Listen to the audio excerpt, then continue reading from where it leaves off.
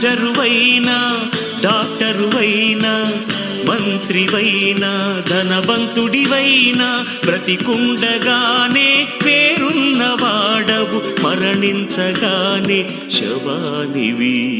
మనిషి ఓ మనిషి, ఓ మనిషి నీవెవరు? ఈరోజు మీరు వింటున్న సంగతి సామాన్యమైన సంగతి కాదు. ఈరోజు పండితులుగా, శాస్త్రవేత్తలుగా తలలు పండిన వారికి సైతం అంతు చెక్కని సంగతి ఈరోజు మీరు వింటున్నారు. నిజంగా బైబిల్ కలిగిన క్రైస్తవుడు ఎంత గొప్పవాడో, ఎన్ని విషయాల మీద అవగాహన కలిగిన వాడో మీరు విని ఆశ్చర్యపోతారు. సహజంగా బైబిల్ దగ్గరికి రాని లోకం, బైబిల్ దగ్గరకు రాని ప్రతి మనిషి కూడా ఈరోజు చాలా విషయాలలో ఏం జరుగుతుందో తెలియని కన్ఫ్యూజ్లో ఉన్నాడు. ముఖ్యంగా ఈ జీవితం పట్ల, మానవుడికి ఇచ్చిన దేహం పట్ల, మానవుడికి ఇచ్చిన ఆయుష్కాలం పట్ల అసలు ఎవ్వరికీ ఏమీ తెలియదు అని మనం ఒట్టే చెప్పచ్చు. ఏమీ తెలియని పరిస్థితుల్లో లోకమంతా కొట్టాడుతుంటే ఈ లోకాన్ని కలిగించిన సృష్టికర్త, ఈ మనుషులకు జన్మనిచ్చిన తండ్రి ఎంత బాగా ఈ వాక్యం రాయించాడో, ఆయుష్కాలం గురించి ఎంత గొప్ప వివరణ బైబిల్లో దేవుడు ఇచ్చాడో చూస్తే నిజంగా ఆశ్చర్యం కలుగుతుంది. బైబిల్ ఎంత గొప్పదా, బైబిల్లో ఉన్న మాటలు ఎంత గొప్పవా అని బైబిలును గుండెలపైన హత్తుకుని తిరుగుతాడు మనిషి. దేవుడు పిల్లనరా, ఆయుష్కాల రహస్యం ఏంటి అని మీరు అనుకుంటున్నారేమో. అసలు ముందు ఆయుష్కాలం అంటే ఏంటో తెలియాలి. ఏంటండి ఆయుష్కాలం అంటే? మనిషి జన్మ పేరుతో ఈ లోకానికి వచ్చాడు, మరణం పేరుతో ఈ లోకాన్ని విడిచిపెట్టి వెళ్ళిపోతున్నాడు. అంటే జననం మరణం మధ్యలో ఉన్న కాలాన్నే ఆయుష్కాలం అంటారు. జాగ్రత్తగా వినండి, మళ్ళీ చెప్తున్నాను. అసలు ఆయుష్కాలం అంటే ఏంటి అంటే, జన్మ పేరుతో ఈ లోకాన్ని చూశాడు మనిషి. 60 ఏళ్ళు, 70 ఏళ్ళు, 80 ఏళ్ళు, 10 సంవత్సరాలు, 15 సంవత్సరాలు, ఎవరు ఎంతకాలం ఈ లోకంలో ఉంటారో తెలియదు. ఈ ఉండే కాలాన్ని, మానవుడు ఈ భూమి మీద దేహంతో కదులాడుతున్న కాలాన్ని ఆయుష్కాలం అని పిలిచారు. అంటే జన్మ పేరుతో ఈ లోకానికి వచ్చి మరణం పేరుతో ఈ లోకంలో నుంచి వెళ్ళిపోతున్నాడు.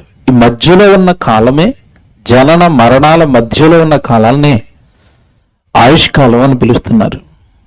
Very good.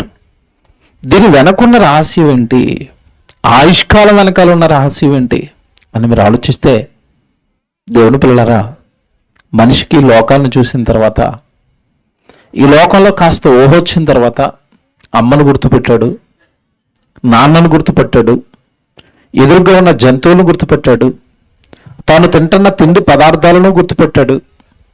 కొద్ది కాలానికి తెలివి వచ్చింది, బుద్ధి వచ్చింది, కాస్త జ్ఞానం వచ్చింది, స్కూలుకు వెళ్ళాడు, చదువుకున్నాడు, ఏదో ఒక ఉద్యోగం చేశాడు, లేదా ఒక పనికి వెళ్ళాడు, వివాహం చేసుకున్నాడు, పిల్లల్ని కన్నాడు. ఆ తర్వాత ఈ పిల్లల్ని కన్నా ఇతడు కొద్ది కాలానికి వృద్ధాప్యంలోనికి వచ్చాడు. తాను కన్నా తన పిల్లలకి పిల్లలు పుట్టారు, మళ్ళా వాళ్ళని చదివించడం మొదలుపెట్టాడు. వృద్ధాప్యంలోనికి వచ్చిన ఇతను పిల్లల్ని చూశాడు, మనవాళ్ళని చూశాడు, మరణించాడు, వెళ్ళిపోయాడు. ఇది ఈరోజు భూమి మీద రొటీన్గా మనిషి జీవితంలో జరుగుతున్న కార్యక్రమం. మరి ఈ ఆయుష్కాలాన్ని ఎవరిచ్చారు? ఈ ఆయుష్కాలాన్ని ఎందుకు ఇచ్చారు? అసలు మనుషులందరూ కూడా ఖచ్చితంగా ఒక ఆయుష్కాలంతో ఎందుకు భూమి మీద బ్రతకటం లేదు? ఒక అతను 60 ఏళ్ళు ఉంటాడు, ఒక అతను 70 ఏళ్ళు ఉంటాడు, కొంతమంది 30 సంవత్సరాలుగా చనిపోతారు, కొంతమంది పుట్టిన బిడ్డ రోజుల్లోనే చచ్చిపోతాడు, నెలల్లో చచ్చిపోతాడు, సంవత్సరాల్లో చనిపోతున్నాడు. అసలు మరి కొంతమంది బిడ్డలు అయితే అసలు ఈ లోకాన్ని చూడకుండా రక్తంగా పిండంగా ఉన్నప్పుడే రాలిపోతున్నారు, జారిపోతున్నారు. అసలు ఆయుష్కాలం అనేది ఎందుకు ఇలాగా డిఫరెంట్గా ఒకరికొకలాగా ఎందుకు అసలు ఆయుష్కాలం అనేది ఇవ్వబడుతుంది అన్నది ఎవరికి తెలీదు. ఆయుష్కాలం గురించి మనుషులకు ఒక సరైన అవగాహన లేకండి ఆయుష్కాలం గురించి మాట్లాడడానికి భయపడతారు. మరి ముఖ్యంగా పెద్దలు దీవించేటప్పుడు ఎక్కువగా ఏమని దీవిస్తారు చెప్పండి? దీర్ఘాయుష్మాన్ భవ అంటారు. అంటే అర్థం ఏంటి? ఎక్కువ కాలం బ్రతుకునాయన. నేను ఒక ప్రశ్న అడుగుతున్నాను, ఈ ఆశీర్వాదం ఇస్తున్న ఇతను బతుకుతాడా ఎక్కువ కాలం? బతుకుతాడా? బాగా ఆలోచించండి. దీర్ఘాయుష్మాన్ భవ అంటాడు, తర్వాత రోజు ఏం చచ్చిపోతాడు. అంటే నువ్వు దీర్ఘాయుష్మాన్ భవ అని దీవించిన మాత్రాన్ని అతను బ్రతుకుతాడా? బ్రతకడు. ఇప్పుడు నువ్వు బ్రతుకుతావా? బ్రతకవు. అంటే ఆయుష్కాలం విషయంలో ఎవరికి కూడా భూమి మీద గ్యారంటీ అనేది లేదు. ఉందా? ఈరోజు ఈ సభలో కూర్చున్నాం, తెల్లవారు ఖచ్చితంగా నేను బ్రతుకుతానన్న గ్యారంటీ మనకు ఉందా? లేదు. రాత్రి పడుకున్న తర్వాత అలా రాత్రి నిద్రలో గుండె ఆగిపోయింది అనుకోండి, మనమంతా ఏమైపోతాం? చనిపోతాం. అంటే ఆయుష్కాలం ఎందుకు ముగించబడుతుంది? ఎందుకు అర్ధాంతరంగా మనిషి లోకాన్ని విడిచిపెట్టి వెళ్ళిపోతున్నాడు? అసలు ఏంటండి ఆయుష్కాలం వెనకాల ఉన్న రహస్యం ఏంటి? ఏం జరుగుతుంది అసలు ఆయుష్కాలం వెనకాల?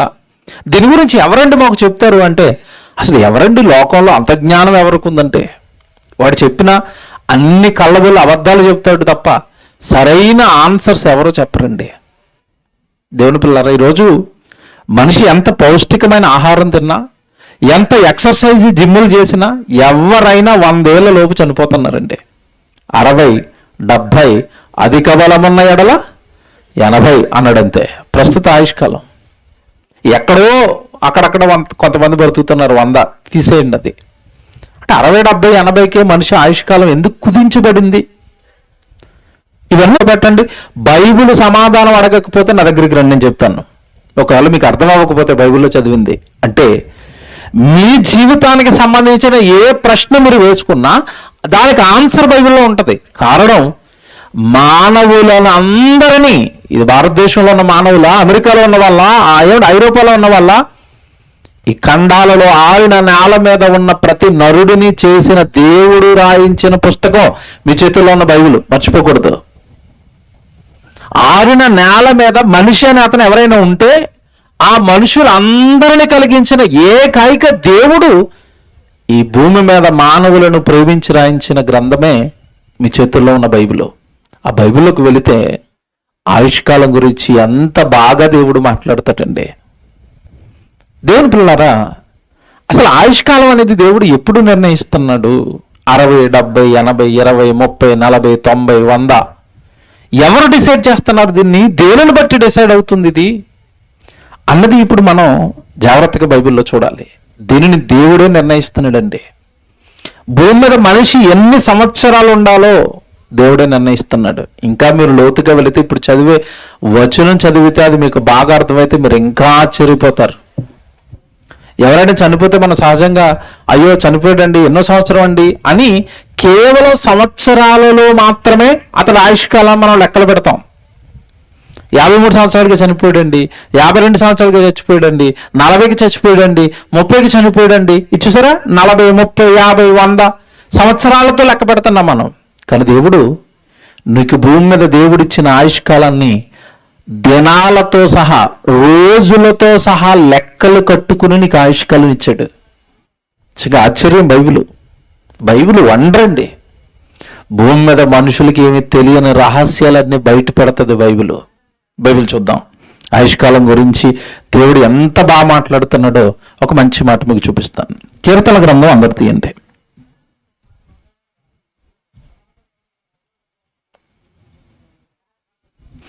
139వ కీర్తన అందరూ చదువుదాం. 139వ కీర్తన మీరు చాలాసార్లు చదువుకున్నారు, ప్రతి బర్త్డేకి చదివిస్తారు. ఏమండి, సహజంగా ఎక్కువగా మీకు అందరికి అవగాహన ఉన్న అధ్యాయం ఇది. 139వ కీర్తనలో 13వ వచనం మనం చదువుకుంటాం. దావీదు గారు అంటున్నారు, దేవా ఇదిగో నా అంతరింద్రియములను నీవే కలగజేసేదివి, నా తల్లి గర్భమందు నన్ను నిర్మించిన వాడవు నీవే అన్నాడు. అంటే భూమి మీద మనుషులను లేదా మనుషులకి ఇవ్వబడిన అవయవాలు, అంతర ఇంద్రియాలు, కనబడే అవయవాలు ముక్కు, కన్ను, చెవులు, చేతులు, కాళ్ళు, ఈ అవయవాలు అయితే కనబడని అవయవాలు ఉన్నాయి. లోపల గుండె, ఊపిరితిత్తులు, జీర్ణాశయం, లివర్ అని, కాలేయం అని, అసలు చాలా పెద్ద లిస్ట్ ఉంది లోపల కనబడని అవయవాలు. అవి మనిషికి అవయవాలు చేస్తున్నది దేవుడు. అది ముందుగానే ఎప్పుడో క్రీస్తుకు పూర్వం దావీదు గారు గ్రహించారు. కానీ ఇప్పటికే మనుషులకండి ఎవడు 20 సంవత్సరాలు వచ్చాయి, 30 సంవత్సరాలు వచ్చాయి, 40 సంవత్సరాలు వచ్చాయి, కానీ ఆ దేహం ఎవరు కట్టారో ఇప్పటికీ మనుషులకి తెలియదు. మా తల్లి నన్ను కన్నది అని చెప్తారే తప్ప నా తల్లి నాకు చెవి చేసింది, ముక్కు చేసింది, నోరు చేసింది అని ఎవరైనా అన్నారా? నా తల్లి నన్ను కన్నదండి, మోసిందండి అని చెప్తారే తప్ప మా తల్లే నాకు గుండె చేసింది, మా తల్లే నాకు చెవులు చేసింది, మా తల్లే నాకు కళ్ళు చేసింది ఎవరైనా చెప్పారా? పోనీ తల్లి ఏమైనా చేసిందా? పోనీ మీరు ఏమన్నా బిడ్డలను కన్నా తల్లులు ఉన్నారు కదా, మీరు ఏమన్నా మీ బిడ్డలు కళ్ళు చేశారా, కాళ్ళు చేశారా, ముక్కు చేశారా, నోరు చేశారా? ఏ రంగు ఏమంటే ఏ రంగుతో మీ బిడ్డ పుట్టాలో మీరేమైనా రంగు వేసుకున్నారా? లేదు. మీ పుడుతున్న బిడ్డడికి పళ్ళు అలాంటి వరుస రావాలో మీరు ఏమైనా డిసైడ్ చేశారా? లేదు. అంటే మీకు ఏమి తెలీదు. ఏమంటే వాడు కడుపును పడ్డాడు, ఆ కడుపును పడ్డ 3వ నెల నుంచి అర్థమైంది బిడ్డ పుట్టాడు అని, అక్కడి నుంచి జాగ్రత్తగా ఉన్నారు, ఏమంటే ఏదో మందులు వేసుకున్నారు తప్ప లోపల ఏం జరుగుతుందో తల్లికి తెలీదు, తండ్రికి తెలీదు. నా అంతర ఇంద్రియములను నీవే కలగజేసేది. ఒక భక్తుడు అర్థం చేసుకున్నాడు, దేవా నా దేహాన్ని కట్టింది మా అమ్మ కాదు, మా నాన్న కాదు, నా బంధువులు కాదు, నా చుట్టాలు కాదు, నా దేహాన్ని కట్టింది మీరు తండ్రి. లోపల ఉన్న అవయవాలు ఏంటి తండ్రి, ఎవడు చేస్తాడు తండ్రి అవి అని అవయవాలను చూసుకున్న దావీదు గారికి దేవుడు గుర్తొచ్చాడు. ఈరోజు భూమి మీద బిడ్డ పుట్టిన తర్వాత అవయవాలను చూస్తారు, మొహంలో కళ చూసిన తర్వాత అండి మన వాళ్ళకి ఎవరు జ్ఞాపకం వస్తారు చెప్పండి? బాగా ఆలోచించి చెప్పండి. బిడ్డ పుట్టగానే ఎవరు జ్ఞాపకం వస్తారు? వీడు అచ్చం మేనమామ పోలికేనండి. ఏమండి ఎవరు జ్ఞాపకం వచ్చారు? మేనమామా. చూసారా? మనకేమో మనుషులు జ్ఞాపకం వస్తున్నారు. దావీదు గారు దేహాన్ని చూసుకోగానే ఎవరు జ్ఞాపకం వచ్చారు? దేవుడి కదండి. మెదడు ఏంటండి, ఆ మెదడులో ఉన్న చిన్న చిన్న నరాలు ఏంటండి, ఆ మెదడు నుంచి శరీరం మొత్తానికి సిగ్నల్స్ వెళ్ళటం ఏంటండి, ఏంటండి నిర్మాణం ఏంటి? అసలు మనుషులు ఎవరు చేస్తారు? మనిషిని, మానవ దేహాన్ని ఎవరు కడతారు? నా అంతరింద్రియములను నీవే కలగజేసితివి, నా తల్లి గర్భమందు నన్ను నిర్మించిన వాడవు నీవే, నీవు నన్ను కలుగజేసిన విధము చూడగా అసలు నాకు భయం వేసేస్తుంది నా దేహాన్ని చూసుకుంటే అన్నాడు. ఎవడు దేహాన్ని చూసుకుంటే భయం వేస్తుందా? నీవు నన్ను కలగజేసిన విధము చూడగా అంటే దేవుడు ఒక్కసారి దావీదుకి అది చూపించాడు. నన్ను కలగజేసిన విధము చూడగా నాకు ఏమేస్తుంది అంటున్నాడు? భయం. రెండోది ఆశ్చర్యం. నిజంగానే లోపల ఉన్న అవయవాలను చూస్తే నిజంగా ఆశ్చర్యమే తెలుసా? మీరు ఎప్పుడైనా గుండు బొమ్మ చూసారా? పిల్లలు డ్రాయింగ్ వేస్తూ ఉంటారు గుండు బొమ్మ. అది గుండు బొమ్మ అంటే మీ లోపల అదే, అందులోనే చెడు రక్తం అట, అందులోనే మంచి రక్తం అట, చెడు రక్తం వెళ్ళిపోవడానికి ఒక గొట్టం అట, మంచి రక్తం వెళ్ళిపోవడానికి ఒక గొట్టం అట. ఏమండి నడినెత్తి మొదలుకొని అరికాలు వరకు అదే చిన్న గుప్పిడంత ఉన్న ఈ గుండె లబ్డబ్ లబ్డబ్ లబ్డబ్ అని ఇక్కడ నెత్తిగా నుంచి మొదలుకొని అరికాల్లో ఉన్న చివరి ఏలు వరకు రక్తాన్ని కింద నుంచి పైనుంచి కిందకి పంపించేస్తుందట. ఏంటండి అది? పోనీ ఈ మోటార్ ఒక రకంగా పంపింగ్ చేస్తుందంటే మోటార్ అనుకుందాం. ఎవడు మనిషి కనిపెట్టిన ఏ మోటార్ అయినా ఒక వారం రోజులు కంటిన్యూ ఆపకుండా వేసి వదిలేయండి, ఏమైపోతుంది చెప్పండి? మాడిపోయి కాలిపోయి వాసన వచ్చేస్తుంది. ఎవడు మీ గుండె ఎప్పటి నుంచి ఎక్కిస్తుంది మీకు రక్తాన్ని కింద నుంచి పైకి? మీరు పుట్టినప్పటి నుంచి ఇక్కడికి ఇప్పటి వరకు ఎప్పుడైనా వేడెక్కిపోయినట్టు అనిపించిందా? కాలిపోయినట్టు స్మెల్ వచ్చిందా? ఏం దేవుడండి, ఏం గుండె చేశాడండి? ఏది ఆలోచించండి. నేను ఈ రాత్రి మీ దేహంలో ఏ అవయవం పట్టుకున్న గంటల ధరబడి చెప్పాలి దాని గురించి. మెదడేం మెదడండి, మెదడులో మన తల వెంట్రుక సైజులో ఉన్న నరాలు ఉంటాయండి, అందులోంచి రక్తం ప్రవహిస్తూ ఉంటుంది. బ్రెయిన్ ట్యూమర్ అని అప్పుడప్పుడు పెద్దవాళ్ళకి వస్తుంది, మీకు తెలుసు. పక్షవాతం అంటారు మీరు. పక్షవాతం అంటే ఏంటనుకుంటున్నారు? ఇటుపక్క కాలు చెయ్యి పనిచేయదండి. అంటే అర్థం ఏంటంటే ఇటుపక్క కాలుకి చేతికి సిగ్నల్స్ పంపించే మెదడులో ఉన్న నరాలు పగిలిపోయాయి, కాలు చేయి పనిచేయటం లేదు. అంటే ఒక రకంగా చెప్పాలంటే వైర్ కట్ అయిపోయింది. మెదడు నుంచి కాలుకి చేయికి వైర్ ఉంది, నరం ఉంది. ఆ నరం ఏమైపోయింది? కట్ అయిపోయింది. ఇటు పక్క మొత్తం పనిచేయటం లేదు. అంటే నీ అవయవాలన్నీ పని చేయాలంటే ముందు ఏది పని చేయాలి? మెదడు పని చేయాలి. ఆ మెదడు నిర్మాణం ఎవరైనా చేయగలుగుతారా? మెదడు నిర్మాణం చేయటం కాదు, జాగ్రత్తగా వినండి. శాస్త్రం డెవలప్ అయిపోయింది, మేము అంతరిక్షంలోకి వెళ్ళిపోతున్నాం, భూమిలోకి వెళ్ళిపోతున్నాం, సముద్రంలోకి వెళ్ళిపోతున్నాం, మేము అన్నీ ఆపరేషన్ చేసేస్తున్నాం అంటున్నా ఈ నరజాతి మానవ జాతి సోకాడు మేధావులు ఇప్పటికీ కూడా మెదడులో ఒక నరం పగిలిపోతే దానికి వైద్యం చేసి ఆ నరాన్ని అక్కడ అతికించి మరలా ఈ అవయవాలు బాగు చేసేంత టెక్నాలజీ ఇప్పటికీ మనిషి దగ్గర లేదు. అంటే మీరు ఆలోచించండి, పాడైపోయింది బాగు చేయలేకపోతున్నారంటే చేసిన ఆయన ఎంతలా చేసి ఉంటాడు? అదంతా ఆలోచించాడు దావీదు గారు. నీవు నన్ను కలుగజేసిన విధము చూడగా నాకు భయమును ఆశ్చర్యం. ఇప్పుడు మానవ దేహాన్ని చూస్తే భయం వేస్తుందా? మీకు ఇలా చూస్తే భయం వేయదు. ఎప్పుడు భయం వేస్తుంది తెలుసా? చచ్చిపోయిన తర్వాత ఏదైనా కేసులో ఇరుక్కుందనుకోండి, డెడ్ బాడీ అంటే ఊరేసుకొని చచ్చిపోవటము, ఏదైనా యాక్సిడెంట్లో చచ్చిపోయింది అనుకోండి, అది పోలీస్ కేసు అవుతుంది. పోలీస్ కేసు అయిన తర్వాత ఈ శవాన్ని పట్టుకుని వెళ్ళిపోతారు. మనకెవరు ముందు పట్టుకుని వెళ్ళిపోతారు పోలీసు వాళ్ళు. ఎక్కడికి పట్టుకెళ్తారు? పోస్ట్ మార్టానికి పట్టుకెళ్తారు. తెలుసా పోస్ట్ మార్టం అంటే ఏంటో? ఇగో ఇక్కడి నుంచి ఈ మనిషి ఇక్కడ ఉంది కదండి, మెదడు ఇక్కడ ఉంది కదండి, ఇది పెద్ద డొప్ప. ఒక రకంగా చెప్పాలంటే గట్టి పదార్థం, ఎముక లాంటి పదార్థంతో మెదడు చేశాడు. సహజంగా ఇది పగలదు. సుత్తి శానం పెట్టి పగలగొడతారు చచ్చిపోయినోడికి.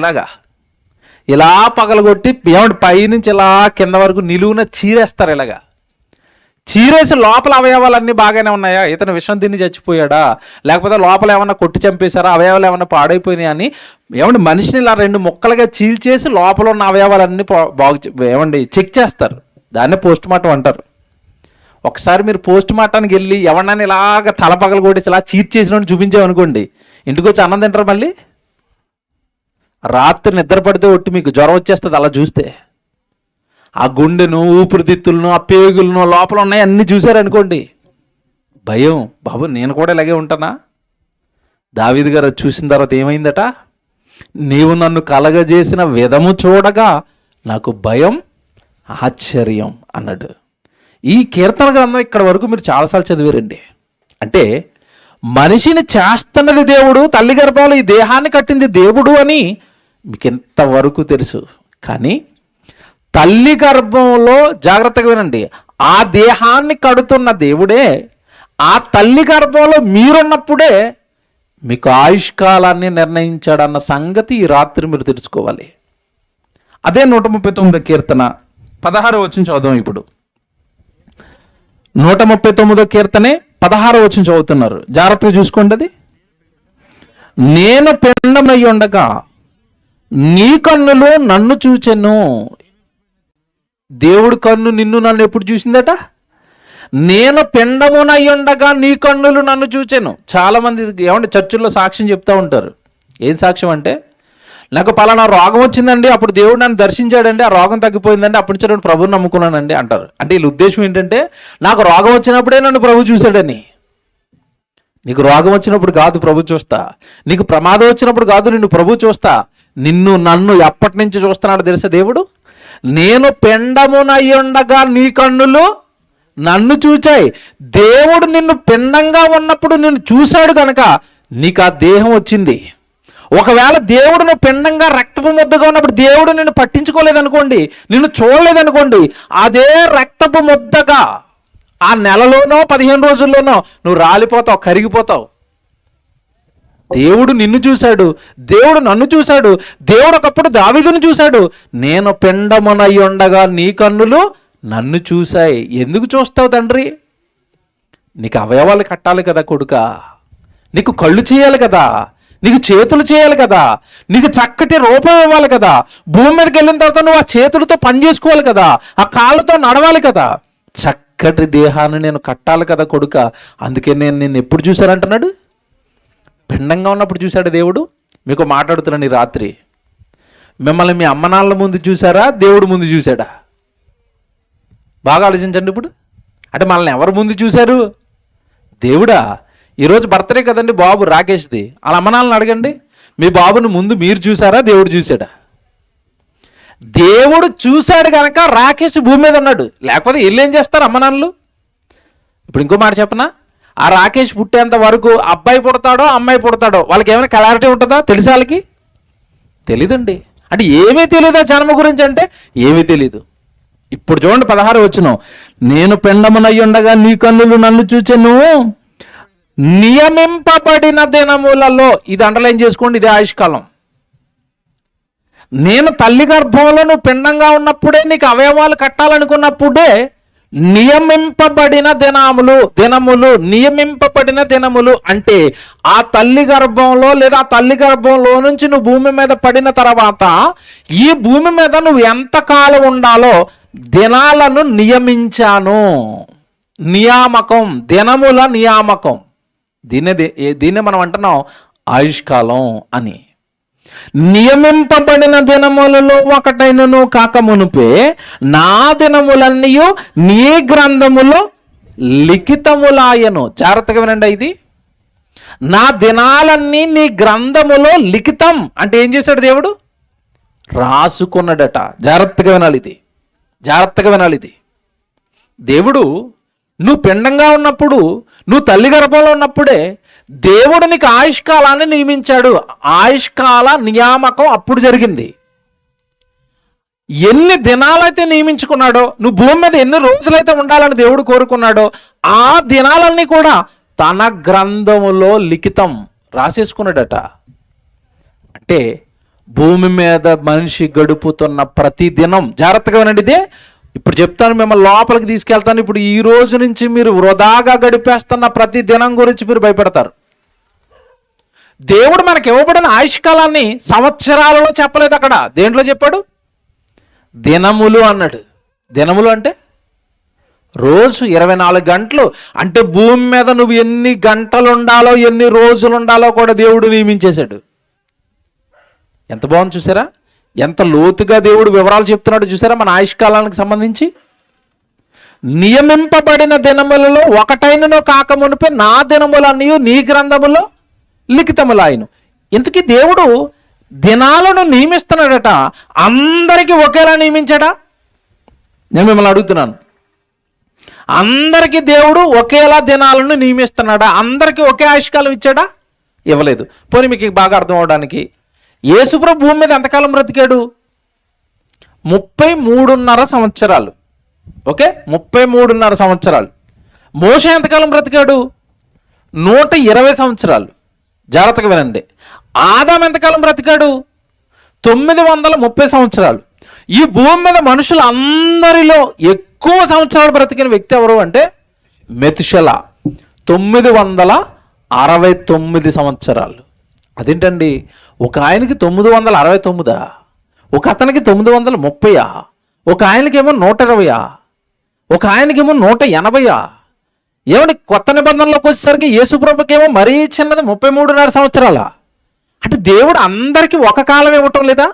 ఇవ్వటం లేదు. పోనీ మీ ఇంట్లో మీరు లెక్కేసుకోండి. మీ ఇంట్లో ఇప్పటికీ ఆల్రెడీ మరణించిన వాళ్ళు, మీ తాతయ్య గారు కానీ, మీ మామగారు కానీ, ఎవరు మీకు దగ్గరోళ్ళు కానీ ఎవరో చనిపోయి ఉంటారు కదా. చనిపోయిన వాళ్ళు అందరూ ఒకే వయసులో చనిపోయారా? లేదు. మరి ఏంటంటే ఒక అతను కొంతకాలం ఉంటున్నాడు, మరొక అతను ఎక్కువ కాలం ఉంటున్నాడు, ఒక అతను తక్కువ కాలం ఉంటున్నాడు. ఎందుకు ఇలా హెచ్చుతగ్గులు? ఆ ఆయుష్కాలం నియమిస్తున్నది దేవుడేనట. మళ్ళీ మరి దేవుడే నియమించినప్పుడు అందరికీ ఒకే ఆయుష్కాలం ఇవ్వాలి కదా, అందరికీ 100 సంవత్సరాలు ఇవ్వాలి కదా. ఎందుకు ఇలా జరుగుతుంది? ఇవే ఆయుష్కాల రహస్యాలు. ఇవే దేవుడు బైబిల్లో రాయించిన ఆయుష్కాల రహస్యాలు. ఇవే తెలియాలి, ఇవి నేర్చుకోవాలి. బైబిల్లో దేవుడిని అడగాలి. ఇది దైవ జ్ఞానం. మానవ మేధస్సుకు అంతు చిక్కదు. మీరు లోకంలో ఉన్న పుస్తకాలు చదువుతారా? లోకంలో ఉన్న ఏమన్నా గూగుల్లోకి వెళ్తారా? వికీపీడియాకి వెళ్తారా? మీరు ఎక్కడికి వెళ్ళండి, ఈ రహస్యాలు ఎవ్వడికి తెలియదు, దేవుడికి తప్ప. అంత గొప్పది బైబిల్. ఈరోజు ప్రతిదీ ఇన్ఫర్మేషన్ కావాలంటే గూగుల్కి వెళ్ళిపోతున్నారు, వికీపీడియాకి వెళ్ళిపోతున్నారు. వెళ్ళిపోయి అతను ఆ గూగుల్ని అడగండి, గూగుల్ మరి ఒక అతను 30, ఒక అతను 40 ఎందుకు బ్రతుకుతున్నాడు, ఎందుకు ఈ డిఫరెన్స్ అంటే అదేం చెప్తుంది, నాకేం తెలియదు అంటది. మనుషులు ఎవరికి తెలియదండి ఇవన్నీ. అందుకే వేసాం టైటిల్ ఏమన్నా తెలుసా? మనుషుల యొక్క, నరుని యొక్క ఆయుష్కాల రహస్యం. ఇది రహస్యం. లోకానికి రహస్యం, క్రైస్తవుడికి మాత్రం కళ్ళ ముందున్న సత్యం. నీకు కళ్ళ ముందు ఉంది బైబిల్లో, కానీ లోకానికి ఇది రహస్యం. చూద్దాం, బైబిల్ని అడుగుదాం, దేవుడిని అడుగుదాం. ఇప్పుడు కూడానండి, నియమింపబడిన దినములు అన్నాడు కదా.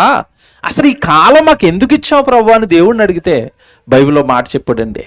బైబిల్లో మాట రాయించాడు. యోబు గ్రంథం 14వ అధ్యాయము 5వ వచనం బైబిల్ చదవండి అందరూ.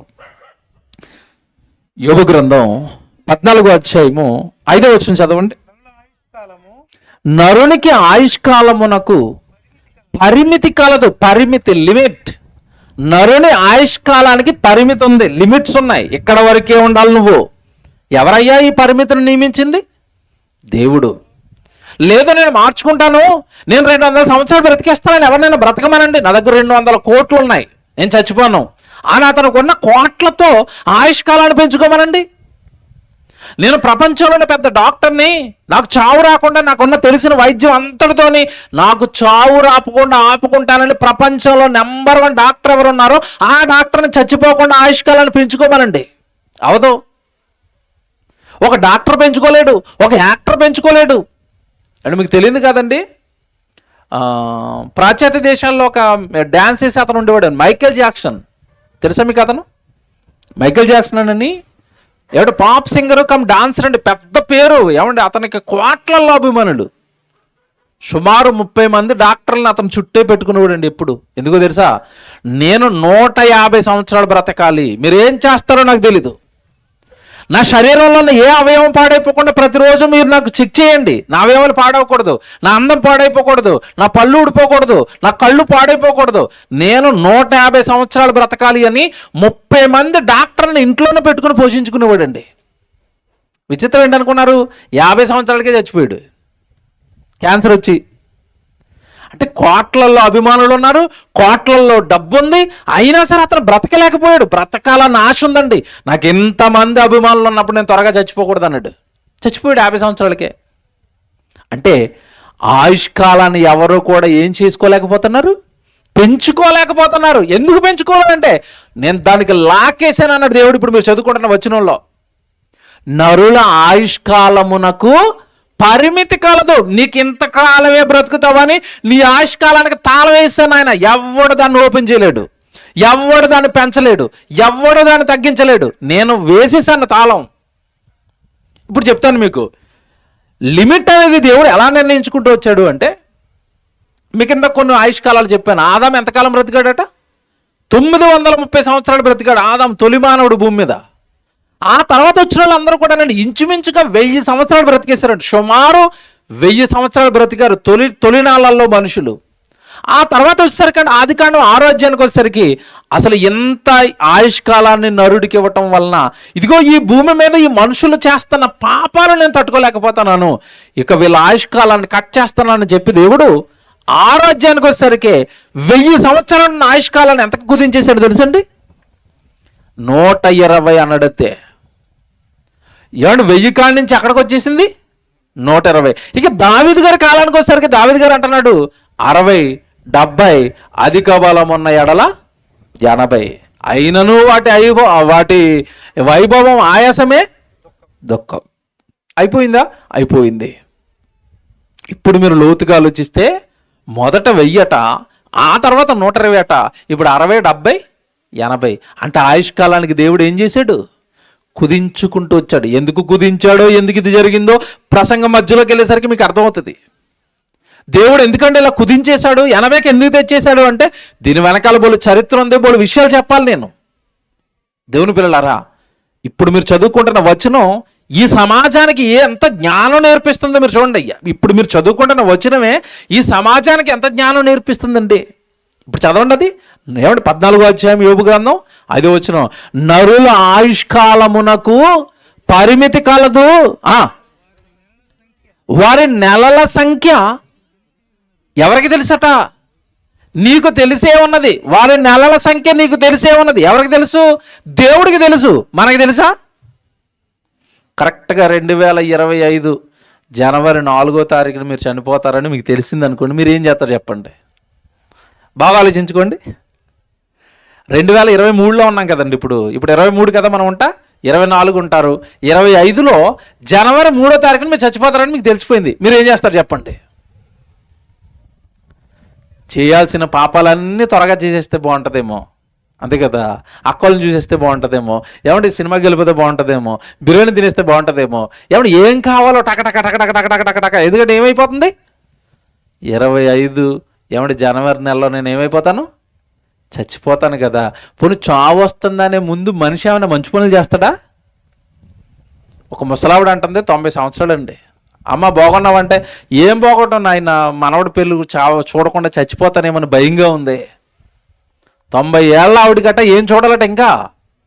మనవడి పెళ్ళి చూడకుండా చచ్చిపోతానని భయంగా ఉంది నాయన. ఏం బాగు నాయన, ఒంట్లో ఏం బాగోట్లేదు నాయన అంటే 90 ఏళ్ళు ఇచ్చాడు నాయన, ఏం బాగోలేను ఆయన, ఆరోగ్యం బాగోలేదు, దేవుడు ఎప్పుడు తీసుకుంటాడని ఎదురు చూస్తున్నాను, దేవుడికి మొరపెడతాను, నాకు దేవుడిని చూడాలని ఉంది, నన్ను కన్న నా తండ్రి దగ్గరికి వెళ్ళిపోవాలని ఉంది. ఇలాంటి మాటలు ఏమైనా మనుషుల నోట్లోంచి వస్తాయా? 90 ఏళ్ళు బ్రతికానంటే నా కళ్ళ ముందు చాలా మంది చచ్చిపోయారు నాయన, వృద్ధాప్యం వరకు వచ్చే వరకు నన్ను ఎత్తుకున్నాడు నాయన, నన్ను కాపాడాడు నాయన నా తండ్రి నా దగ్గరికి వెళ్ళిపోవాలని ఉంది నాయన అని ఎవరన్నా అంటారండి? అనరండి. కానీ బైబిల్లో భక్తులు అన్నారు, పౌలు గారు అంటారు, నా మట్టుకైతే బ్రతుకుట క్రీస్తే, చావైతే లాభం, నేను త్వరగా ఈ గుడారం విడిచిపెట్టిన నా యేసుప్రభు దగ్గరికి వెళ్ళిపోవాలని ఉంది అన్నాడు. కానీ ఈరోజు 90, 100, 80, 60, 70 ఇన్ని సంవత్సరాలు ఇచ్చిన మనిషికి ఈ లోకం మీద యావ చేస్తుందా? పుట్టించిన దేవుడు ఎవరో ఆయన దగ్గరికి వెళ్ళాలని కానీ, ఆయన చూడాలని కానీ ఆశ ఈరోజు కలుగుతుందంటే ఎవరికుందండి?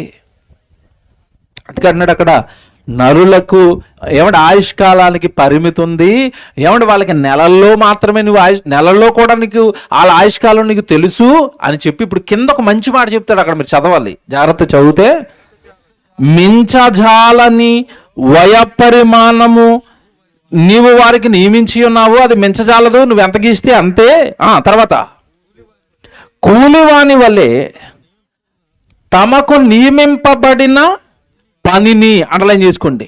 ఈ ఆయుష్కాలం ఎందుకు ఇచ్చాడట? జాగ్రత్తగా చదవండి. 6వ వచనం చదువుతున్నారు అక్కడ, యోబు గ్రంథం 14వ అధ్యాయం 6వ వచనం, కూలివాని వలె తమకు నియమింపబడిన పనిని వారు ముగించు వరకు వారు విశ్రమమునందనట్లు వారి వైపు చూడకయుండుము. జాగ్రత్తగా వినండి బైబిల్. ఆయుష్కాలం లిమిట్ ఇచ్చావు తండ్రి, వాళ్ళ నెలల సంఖ్య కూడా నీకు తెలుసు తండ్రి, మించజాలని వైపరిమాణం నువ్వు వారికి నియమించావు తండ్రి. ఇంతకీ ఎందుకు ఇచ్చాడట ఈ ఆయుష్కాలం? కూలివాని వలె తమకు నియమింపబడిన పనిని వారు ముగించడానికి. బైబిల్ చెప్పింది ఇది. ఎందుకు ఇచ్చాడట ఆయుష్కాలం? కూలివాని వలె తమకు నియమింపబడిన పనిని వాళ్ళు ముగించాలి. అంటే 60 ఏళ్ళు నీకు ఇచ్చాడు అంటే ఈ 60 ఏళ్ళ జీవితంలో వస్తున్న నెలలెన్నో, ఆ నెలలో వస్తున్న రోజులెన్నో, ప్రతిరోజు కూడా కూలివాని వలె నీకు నియమించిన పని నువ్వు భూమి మీద చెయ్యాలట. మర్చిపోకూడదు ఇది. నీకు దేవుడు భూమి మీదకి పంపించేటప్పుడే ఎందుకు 60, 70, 80 వ్యత్యాసాలు వచ్చాయంటే, నేను భూమి మీదకి దేవుడు పంపించేది పని చేయడానికి. ఏం పని చేయడానికి? మీరు అనుకోవచ్చు, నిజమే పని చేయడానికి మమ్మల్ని పుట్టించండి, నేను బాగా పని చేస్తున్నాను. ఏ పని చేస్తున్నారు? తెల్లవారులాగానే పొలంలోకి వెళ్ళిపోతున్నాను, పొగాకు కోసుకున్నాను, భలే పని చేస్తున్నాను నేను అనుకుంటున్నారా? మినప్పంట వేస్తున్నావు, లేదంటే ఇంకా వేస్తున్నారు కదండి, మినువులు పంట వేస్తున్నావు, పత్తి పంట వేస్తున్నావు, లేకపోతే ఏవో పంట వేస్తున్నావు, పొలంలోకి వెళ్ళిపోతున్నావు, పని చేసుకుంటున్నావు, తెల్లవారుగానే ఉద్యోగానికి వెళ్ళిపోతున్నావు, పని చేసుకుంటున్నావు, మేము మంచి పనులే చేస్తున్నావు. ఈ పనికైనా దేవుడు నన్ను నియమించింది? ఈ పనులుగా? నియమింపబడిన పనిని వారు ముగించే వరకు అన్నాడు కదా. నీకు నియమింపబడిన పని ఏంటి దేవుడు భూమి మీద? నువ్వేదో పొలం పని అంటున్నావు కదా, నువ్వేదో ఉద్యోగం అంటున్నావు కదా, నువ్వు వ్యాపారం అంటున్నావు కదా, నువ్వేదో చదువుకు వెళ్ళిపోతాను అంటున్నావు కదా, నువ్వు ఏ పని అయితే చేసుకుంటున్నావో అది నువ్వు నీ కోసం చేసుకుంటున్నావు. మర్చిపోకూడదు, అది నీ కోసం నువ్వు చేసుకుంటున్నది. నువ్వు తినడానికి, నువ్వు బ్రతకడానికి, నువ్వు బట్టలు కట్టుకోవడానికి, నువ్వు ఈ లోకంలో సుఖించడానికి, ఆనందించడానికి నీ కోసం నువ్వు చేసుకుంటున్న పని అది. కానీ పుట్టించిన దేవుడు నిన్ను తన పని చెయ్యాలని పుట్టించాడు, తన కొరకు మాట్లాడాలని పుట్టించాడు, తన కొరకు ఈ లోకానికి చెప్పాలని పుట్టించాడు, తన కొరకు పాటలు చెయ్యాలి అని, పాటలు కట్టాలి అని, పాటలు పాడాలి అని నీకు గొంతిచ్చిన దేవుడు, నీకు చూపించిన దేవుడు, నీకు కళ్ళిచ్చిన దేవుడు, నీకు చేతులిచ్చిన దేవుడు. ఆయన ఇచ్చిన అవయవాలతో ఆయన పని చేస్తావు, ఆయనని ప్రకటిస్తావు. లేదా ఆయనను వెనకాల, ఆయన ప్రకటిస్తున్న వారు వెనకాల సహకారులుగా ఉండి, మీరు వెళ్ళండి మీ వెనక మేము ఉంటావు అని వాళ్ళతో నువ్వు ప్రకటింప చేస్తావని, నువ్వు దేవుడి పని చేస్తావని దేవుడు నీకు ఈ ఆయుష్కాలం ఇచ్చాడు. మర్చిపోకూడదు. నాకు ఇందాక నేను అక్కడికి వచ్చేసరికి మాటలు వినపడతాను. ప్రశాంతి చెల్లి మాట్లాడుతుంది. దేవుడిచ్చిన ఆయుష్కాలం ఎందుకు ఇచ్చాడట? ఎఫ్ఎస్సీ 2:10 చదివించింది. ఎందుకట? మనకు ముందుగా దేవుడు సిద్ధపరచిన సత్క్రియలు చేయుటకే మనము క్రీస్తు యేసునందు సృష్టింపబడిన వారమై ఆయన చేసిన పని అయి ఉన్నాము అని బైబిల్లో ఉంటుంది. ఎఫ్ఎస్సీ పత్రిక 2వ అధ్యాయం 10వ వచనంలో దేవుడు చెప్తున్నాడు, మీరు సత్క్రియలు చేయడానికి పుట్టారు. సత్క్రియలు అనగానే సువార్త పనులు, దేవుడి కార్యక్రమాలు, దేవుడికి మహిమ తెచ్చే కార్యక్రమాలు, దేవుడికి కీర్తి తెచ్చే కార్యక్రమాలు, దేవుడు ఎరగని జనుల దగ్గరికి వెళ్ళి దేవుడు ఏంటో, ఈ సృష్టిని ఎవరు కట్టారో, ఈ సృష్టిని ఎవరు నడిపిస్తున్నారో, తల్లి గర్భంలో ఈ దేహాలు ఎవరు కడుతున్నారో, కట్టిన ఆ దేహాన్ని ఎవరు పెంచి పోషిస్తున్నారో, ఈ రహస్యాలన్నీ మనుషులకు తెలియనప్పుడు దేవుని ఎరగని సమాజం దగ్గరికి వెళ్ళి నువ్వు దేవుడి గురించి చెప్పాలి అని ఆ మహోన్నతుడి కష్టం, ఆ పరలోకంలో ఉన్న కన్న తండ్రి ఈ మానవుల ఎడలో చూపుతున్న కృప, వీళ్ళ గురించి పడుతున్న కష్టాలు, ఈ మనుషులను తల్లి గర్భంలో కట్టడానికి ఆయనకు పట్టిన కాలం, ఇదంతా నువ్వు మనుషులకు చెబుతావని నిన్ను ఆయన చేసి లోకానికి పంపించాడు. ఈ పని చేయడానికి దేవుడు నీకేమిచ్చాడు? ఆయుష్కాలం ఇచ్చాడు. ఇప్పుడు మీరు చెప్పండి, మీ ఆయుష్కాల రహస్యం ఏంటి? దేవుని పని, దేవుని సువార్త పని, దేవుడి గురించి ప్రకటించే పని, దేవుడి గురించి చెప్పించే పని, దేవుడికి మహిమ తెచ్చే పని. యేసుప్రభు మాట ఒకటి చదివిస్తాను, మీకు అర్థం అవ్వాలి కదా. యోహాను సువార్త 17వ అధ్యాయము, యోహాను సువార్త 17వ అధ్యాయము 4వ వచనం చూడండి. యోహాను సువార్త 17వ అధ్యాయము 4వ వచనం. చేయుటకు నీవు నాకు ఇచ్చిన పని. ఎవరు మాట్లాడుతున్నారు? ఇది మర్చిపోకూడదు. ఎవరు మాట్లాడుతున్నారు? యేసుప్రభు మాట్లాడుతున్నాడు. యేసుప్రభు ప్రార్థన అది. యేసుప్రభు తండ్రితో మాట్లాడుతున్నాడు. 17వ అధ్యాయం అనగానే యేసుప్రభు తండ్రికి చేసిన ప్రార్థన. పరలోకంలో ఉన్న తండ్రి అంటాడు, పైన ఆకాశం వైపు కన్నులెత్తి తండ్రి అని ప్రారంభిస్తాడు. అంటే తండ్రితో ప్రార్థన చేసుకుంటాడు యేసుప్రభు. ఏమని ప్రార్థన చేస్తున్నాడు అంటే 4వ వచనంలో, చేయుటకు నీవు నాకు ఇచ్చిన పని. అంటే యేసుప్రభుకు కూడా తండ్రి అయిన దేవుడు ఏమిచ్చాడు? పని ఇచ్చాడు. మరి నీకు నాకేమి ఇవ్వలేదా? మీ ఊరి పేరు ఏంటండి? ఊరి పేరేంటి? కల్లూరు. కల్లూరులో నువ్వు జాగ్రత్తగా నేను కల్లూరులో పుట్టిస్తాను. ఏ పని చేయకు, నాకు పొలానికి వెళ్ళు, ఇంటికి రా, తిను, త్రాగు, హ్యాపీగా రాత్రిపూట పడుకో, పడుకునేటప్పుడు ప్రార్థన చేసుకో. ఏంటో ప్రార్థన? మంచం మీదకి వెళ్ళిపోతున్నాను తండ్రి, నా మంచం చుట్టూ ఎవరిని కాపలా పెట్టాలి? దూతల్ని కాపలా పెట్టు. తెల్లవారు లేచి మళ్ళీ పొలానికి వెళ్ళిపోవాలి కదా. పొలానికి ఇంటికి, పొలానికి ఇంటికి, మీ అమ్మనాల దగ్గరికి, చుట్టాల దగ్గరికి, బంధువుల దగ్గరికి, పెళ్ళిళ్ళకి, దినాలకి, బర్త్డేలకి, వీటికి తిరుగుతున్నా నీ చుట్టూ ఎవరు తిరగాలి? ఇప్పుడు దేవతలు తిరగాల? తిరుగుతాయా? నువ్వు దేవుడి కోసం ఏం చేస్తున్నావని నీ చుట్టూ దేవదూతలు ఉంటాయి. దేవదూతలు ఎవరి చుట్టూ ఉంటాయి తెలుసా? దేవుని యందు భయభక్తులు కలిగి దేవుడు పనిలో వెళ్ళిపోతున్నప్పుడు ఏ ప్రమాదం అతనికి జరగకుండా దేవుడు వాళ్ళకి పెట్టుకుంటాడు కాపలా. నువ్వు పొలానికి వెళ్తావు తప్ప దేవుడి దగ్గరికి ఎప్పుడు వెళ్ళావు? సేవకుని తీసుకుని పక్క గ్రామానికి సువార్తకి ఎప్పుడు వెళ్ళావు? నువ్వు అసలు ఏం దేవుడు పని చేస్తున్నావు? నీ చుట్టూ దూతలు ఉంటాయి. ఎప్పుడైనా ఆలోచించుకున్నావా? ప్రార్థన చేస్తున్నారు అంతేనండి. చెయ్యొచ్చా చేయకూడదా? నేను ఏం పని చేస్తున్నాను దేవుడికి ప్రార్థన చేస్తాను, నాకు కాపలా పెట్టమని. ఎవడు మీకు ఇది అర్థమవుతావు? పోలీస్ స్టేషన్కి మీరు వెళ్ళి పోలీసు వెళ్తానండి, ఏమంటే నాకు ఏదో కొంచెం మా ఇంట్లో పడుకున్నప్పుడు భయంగా ఉంది, 2 కానిస్టేబుల్ పట్టుకొచ్చి మా ఇంటి ముందు పెట్టమని అడగండి. వెళ్ళి అడుగుతారా? ఇంట్లో పడుకున్నప్పుడు నాకు భయంగా ఉంది, 2 కానిస్టేబుల్ పెట్టమంటే పెడతారా? కానీ ఎవడు అడగకుండానే ఎమ్మెల్యే ఇంటి ముందు కానిస్టేబుల్ పెడతారు. పెట్టరా? గన్మెన్లు ఉంటారా? ఉండరా? ఎవరుకున్నారు? ఎమ్మెల్యేకు ఉన్నారు. మనకెందుకు లేరు? ఎమ్మెల్యే అనగానే ఆ నియోజకవర్గం మొత్తానికి అతను ఏం చేస్తున్నాడు? సేవ చేయడానికి పుట్టాడు, సేవ చేయడానికి వచ్చాడు. అతను చేసినా చేయకపోయినా అతను పోస్ట్ అది, మనకి సేవ చేయడానికి ఉన్నాడు. ఇంత పెద్ద అధికారి కదా, ఎవరైనా చంపేస్తారేమో అతని చుట్టూ ఎవరిని పెడతారు? గన్మెన్లు పెడతారు. ఉత్తి మనుషులకు పెడతారా? పెట్టరు. ఇది నీకు అర్థమైతే దేవుడు నీకు దూతలను పెట్టాలంటే నువ్వు కూడా ఎందులో ఉండాలి? దేవుని పనిలో ఉండు. దేవుడు సువార్తకి వెళ్ళు, దేవుడు ప్రార్థనలకు వెళ్ళు. ఎందుకు రాడు నీతో పాటు దేవుడు దూతలను పెట్టుకుని? యేసుప్రభు మాట అక్కడ జాగ్రత్తగా చదవండి. ఏమన్నాడు? చేయుటకు నీవు నాకిచ్చిన పని నేను సంపూర్ణముగా నెరవేర్చి భూమి మీద నేను నిన్ను మహిమ పరిచితిని అన్నాడు. చూడండి అక్కడ అలాగే ఉంటుంది బైబిల్లో. అంటే దేవుడికి మహిమ రావాలి అంటే భూమి మీద నువ్వు పని చేయాలి. ఏ పని? యేసుప్రభు ఏ పని చేశాడో ఆ పని చేయాలి. యేసుప్రభు ఏం చేశాడు? అనేక ప్రాంతాలకు వెళ్ళాడు, అనేక మందికి తండ్రి అయిన దేవుని ఉద్దేశాలు బయలుపరిచాడు. సమరయ స్త్రీ దగ్గరికి వెళ్ళాడు, దేవుడి గురించి చెప్పాడు. వ్యభిచారం మంది పట్టుబడిన స్త్రీ దగ్గరికి వెళ్ళాడు, ఏమండి చెప్పాడు. కొండ మీద ప్రసంగం అని 1000 మందిని రప్పించుకున్నాడు, దేవుడి గురించి చెప్పాడు.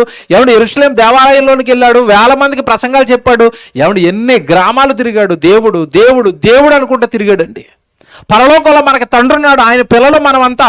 పాపాలు చేయకూడదు, నేరాలు చేయకూడదు. మీ పరలోకంలో ఉన్న కన్న తండ్రి నరులారా తిరిగిరండి అని ఆయన ఎదురు చూస్తుంటే మీరు లోకానికి వచ్చిన తర్వాత ఇదే లోకం అనుకుని, ఇదే జీవితం అనుకుని భ్రమపడిపోయారు. చనిపోయిన తర్వాత జీవితం ఉంది, మీ లోపల ఆత్మ ఉంది. ఆ ఆత్మ పరలోకంలో ఉన్న దేవుళ్ళ నుంచి విడిపోయిన భాగము. మీరు చనిపోయిన దగ్గర ఆయన దగ్గరికి వెళ్ళాలన్న సువార్త ప్రకటించుకుంటూ తిరిగాడు. ఆ పని భూమి మీద సంపూర్ణంగా చేసట. చేయుటకు నీవు నాకు ఇచ్చిన పని నేను సంపూర్ణంగా నెరవేర్చి నిన్ను ఏం చేశానంటున్నాడు? మహిమ పరిచాడు. యేసు ప్రభు పని చేసి దేవుడికి మహిమ తెచ్చాడు. మనం ఏం చేయాలి చెప్పండి? ఇప్పుడు మనం ఏం చేయాలి? వెళ్ళండి, మీ పక్క గ్రామాలకి సువార్తకి వెళ్ళండి, కరపత్రాలు పట్టుకుని వెళ్ళండి, యేసు ప్రభు గురించి చెప్పండి, ప్రేయ సంఘానికి రమ్మని చెప్పండి, ఒక ఆత్మను రక్షించండి, ఒక ఆత్మకైన దేవుడి గురించి చెప్పండి. అది కదండి దేవుడు మన నుండి కోరుకుంటున్నది. అందుకు కదండి జీవితకాలం ఇచ్చాడు, అందుకు కదండి మనకి జన్మిచ్చాడు, అందుకు కదండి మనకి దేహాలు కట్టాడు, అందుకు కదండి గనగన మాట్లాడి నోరు ఎందుకు ఇచ్చాడు దేవుడు అంటే ఆయన గురించి మాట్లాడతామని. కాళ్ళు ఎందుకు ఇచ్చాడు అంటే ఆయన సువార్తగా నడుస్తామని. ఈ చేతులు ఎందుకు ఇచ్చాడంటే ఆయన కోసం పని చేస్తామని. ఈ కళ్ళు ఆయన వాక్యం చదువుతామని. ఈ చెవులు ఆయన మాటలు వింటాయని. ఏమంటే ఈరోజు మనిషికి ఇవ్వబడిన ఈ అవయవాలు ఏమైనా దేవుడికి ఉపయోగపడుతున్నాయా? మీరు ఆలోచించండి. దేవుడు పనిలో ఉన్నాయా? లేవు కదండి. ఎవరి స్వప్రయోజనాల కోసం వాళ్ళు ఈ దేహాలను, దేవుడు కట్టిన బంగారపు దేవాలయాన్ని ఈరోజు మనుషులు వాళ్ళ స్వార్థాలకు వాడుకుంటున్నారు. చూపిస్తాను ఇప్పుడు బైబిల్లో నేను. నరుని ఆయుష్కాల రహస్యం ఏంటంటే భూమి మీద నువ్వు తండ్రి పని చేయాలి, మర్చిపోకూడదు. తండ్రి పని చేయాలి. ఒకవేళ ఏమంటే ఇది రైటే, తండ్రి పని చేయాలని ఆయుష్కాలం ఇచ్చారు. కానీ మరి అందరికీ ఒకేలా ఎందుకు ఇవ్వలేదు అంటే నీకు ఇవ్వబడిన పనిని బట్టి నీకు ఆయుష్కాలం అనేది నిర్ణయించబడుతుంది. యేసుప్రభుకి 33.5 సంవత్సరాలు. ఎందుకంటే ఆయనకి ఇవ్వబడిన పని అంతే, 33.5 సంవత్సరాలకి సరిపడా పని మాత్రమే ఇచ్చాడు. ఆ పని అయిపోగానే ఆయన జీవితం ముగిసిపోయింది, దేవుడి దగ్గరికి వెళ్ళిపోయాడు. మీకు ఇది అర్థం అవుతుంది. ఒక ఉదాహరణ చెప్తాను, జాగ్రత్తగా వినండి. ఏదైనా ఒక బిల్డింగ్ను చూపించండి, అదిగో ఎదురుగా మీకు బిల్డింగ్ ఉంది కదా, అది ప్లాస్టింగ్ చేయలేదు. ఒకవేళ ప్లాస్టింగ్ చేశారనుకోండి, దానికి పెయింట్ వేయాలి, ఆ బిల్డింగ్ పెయింట్ వేయాలనుకోండి, ఒక పెయింటర్ గారిని పట్టుకొచ్చి ఏమంటే దీనికి పెయింట్ వేయాలి, ఎన్ని రోజులు పడుతుందని అడిగారు అనుకోండి, చెప్తాడు చెప్పడా? చెప్తాడు. చుట్టూ తిరుగుతాడు, కొలతలేస్తాడు. ఏమంటే చుట్టూ వేయమంటారా, లోపల కూడా వేయమంటారా, గోళ్ళకి వేయమంటారా అని అడుగుతాడు. అన్ని వేయాలండి అని చెప్పారు అనుకోండి, సరేనండి మరి డబ్బులు మాట్లాడుకుంటాడు. ఇన్ని డబ్బులు అవుతుందండి, ఒక 30,000 అవుతుందండి, 20,000 అవుతుందండి అంటాడు. ఓకేనండి డబ్బులు ఓకే. ఎన్ని రోజులు పడుతుంది అని అడుగుతారు. అప్పుడు ఏం చెప్తాడు? ఏం చిన్న ఇల్లే కదండి, ఒక ఫ్లోరే కదండి, ఏం లేదండి ఒక 1 రోజుల్లో వేసేస్తానండి అంటాడు. జాగ్రత్తగా వినండి. ఎన్ని రోజుల్లో వేస్తాడంటే ఇంటికి? 1 వారం రోజులు అన్నారు. అలా కాకుండా ఒక 10 అంతస్తులు ఉన్న మేడ లేదా 10 అంతస్తులు ఉన్న ఒక బిల్డింగ్ చూపించారు. ఇదే పెయింటర్ని పట్టుకొచ్చారు మళ్ళీ. ఈ మొత్తం ఈ 10 అంతస్తుల బిల్డింగ్కి నువ్వు పెయింట్ వేయాలి, డబ్బులు ఎంత అయితే చెప్పు అన్నాడు. ఇక్కడ 30,000 అన్న అతను బిల్డింగ్ పెద్దది కనుక ఒక 2 లక్షలు అవుతుంది అని చెప్పాడు. ఓకేనండి, ఎన్ని రోజుల్లో వేస్తారు అని అడిగారు అనుకోండి, అప్పుడు ఏం చెప్తారు చెప్పండి? వారంలో వేసేస్తానండి ఆ చిన్నింటికి వేసినట్టు అంటాడా? లేదండి 2 నెలలు పడుతుందండి అంటాడు. ఎందుకు 2 నెలలు పడుతుంది దీనికి? అక్కడ 1 వారం రోజులు అయిపోయింది కదా, దీనికి ఎందుకు 2 నెలలు పట్టింది అంటే అక్కడ పని చిన్నది, ఇక్కడ పని పెద్దది. అంటే పని కాలాన్ని నిర్ణయిస్తుంది. పెద్ద పని ఉందనుకోండి పెద్ద కాలం, చిన్న పని ఉందనుకోండి చిన్న కాలం. చిన్నింటికి 1 వారం రోజుల పని, పెద్ద బిల్డింగ్కి 2 నెలల పని. అంటే పని అనేది దేన్ని నిర్ణయిస్తుంది? కాలాన్ని నిర్ణయిస్తుంది. భూమి మీద నీకు దేవుడు 50 సంవత్సరాలకు పని ఇచ్చాడు అనుకోండి, నువ్వు 50 సంవత్సరాలు ఉంటావు.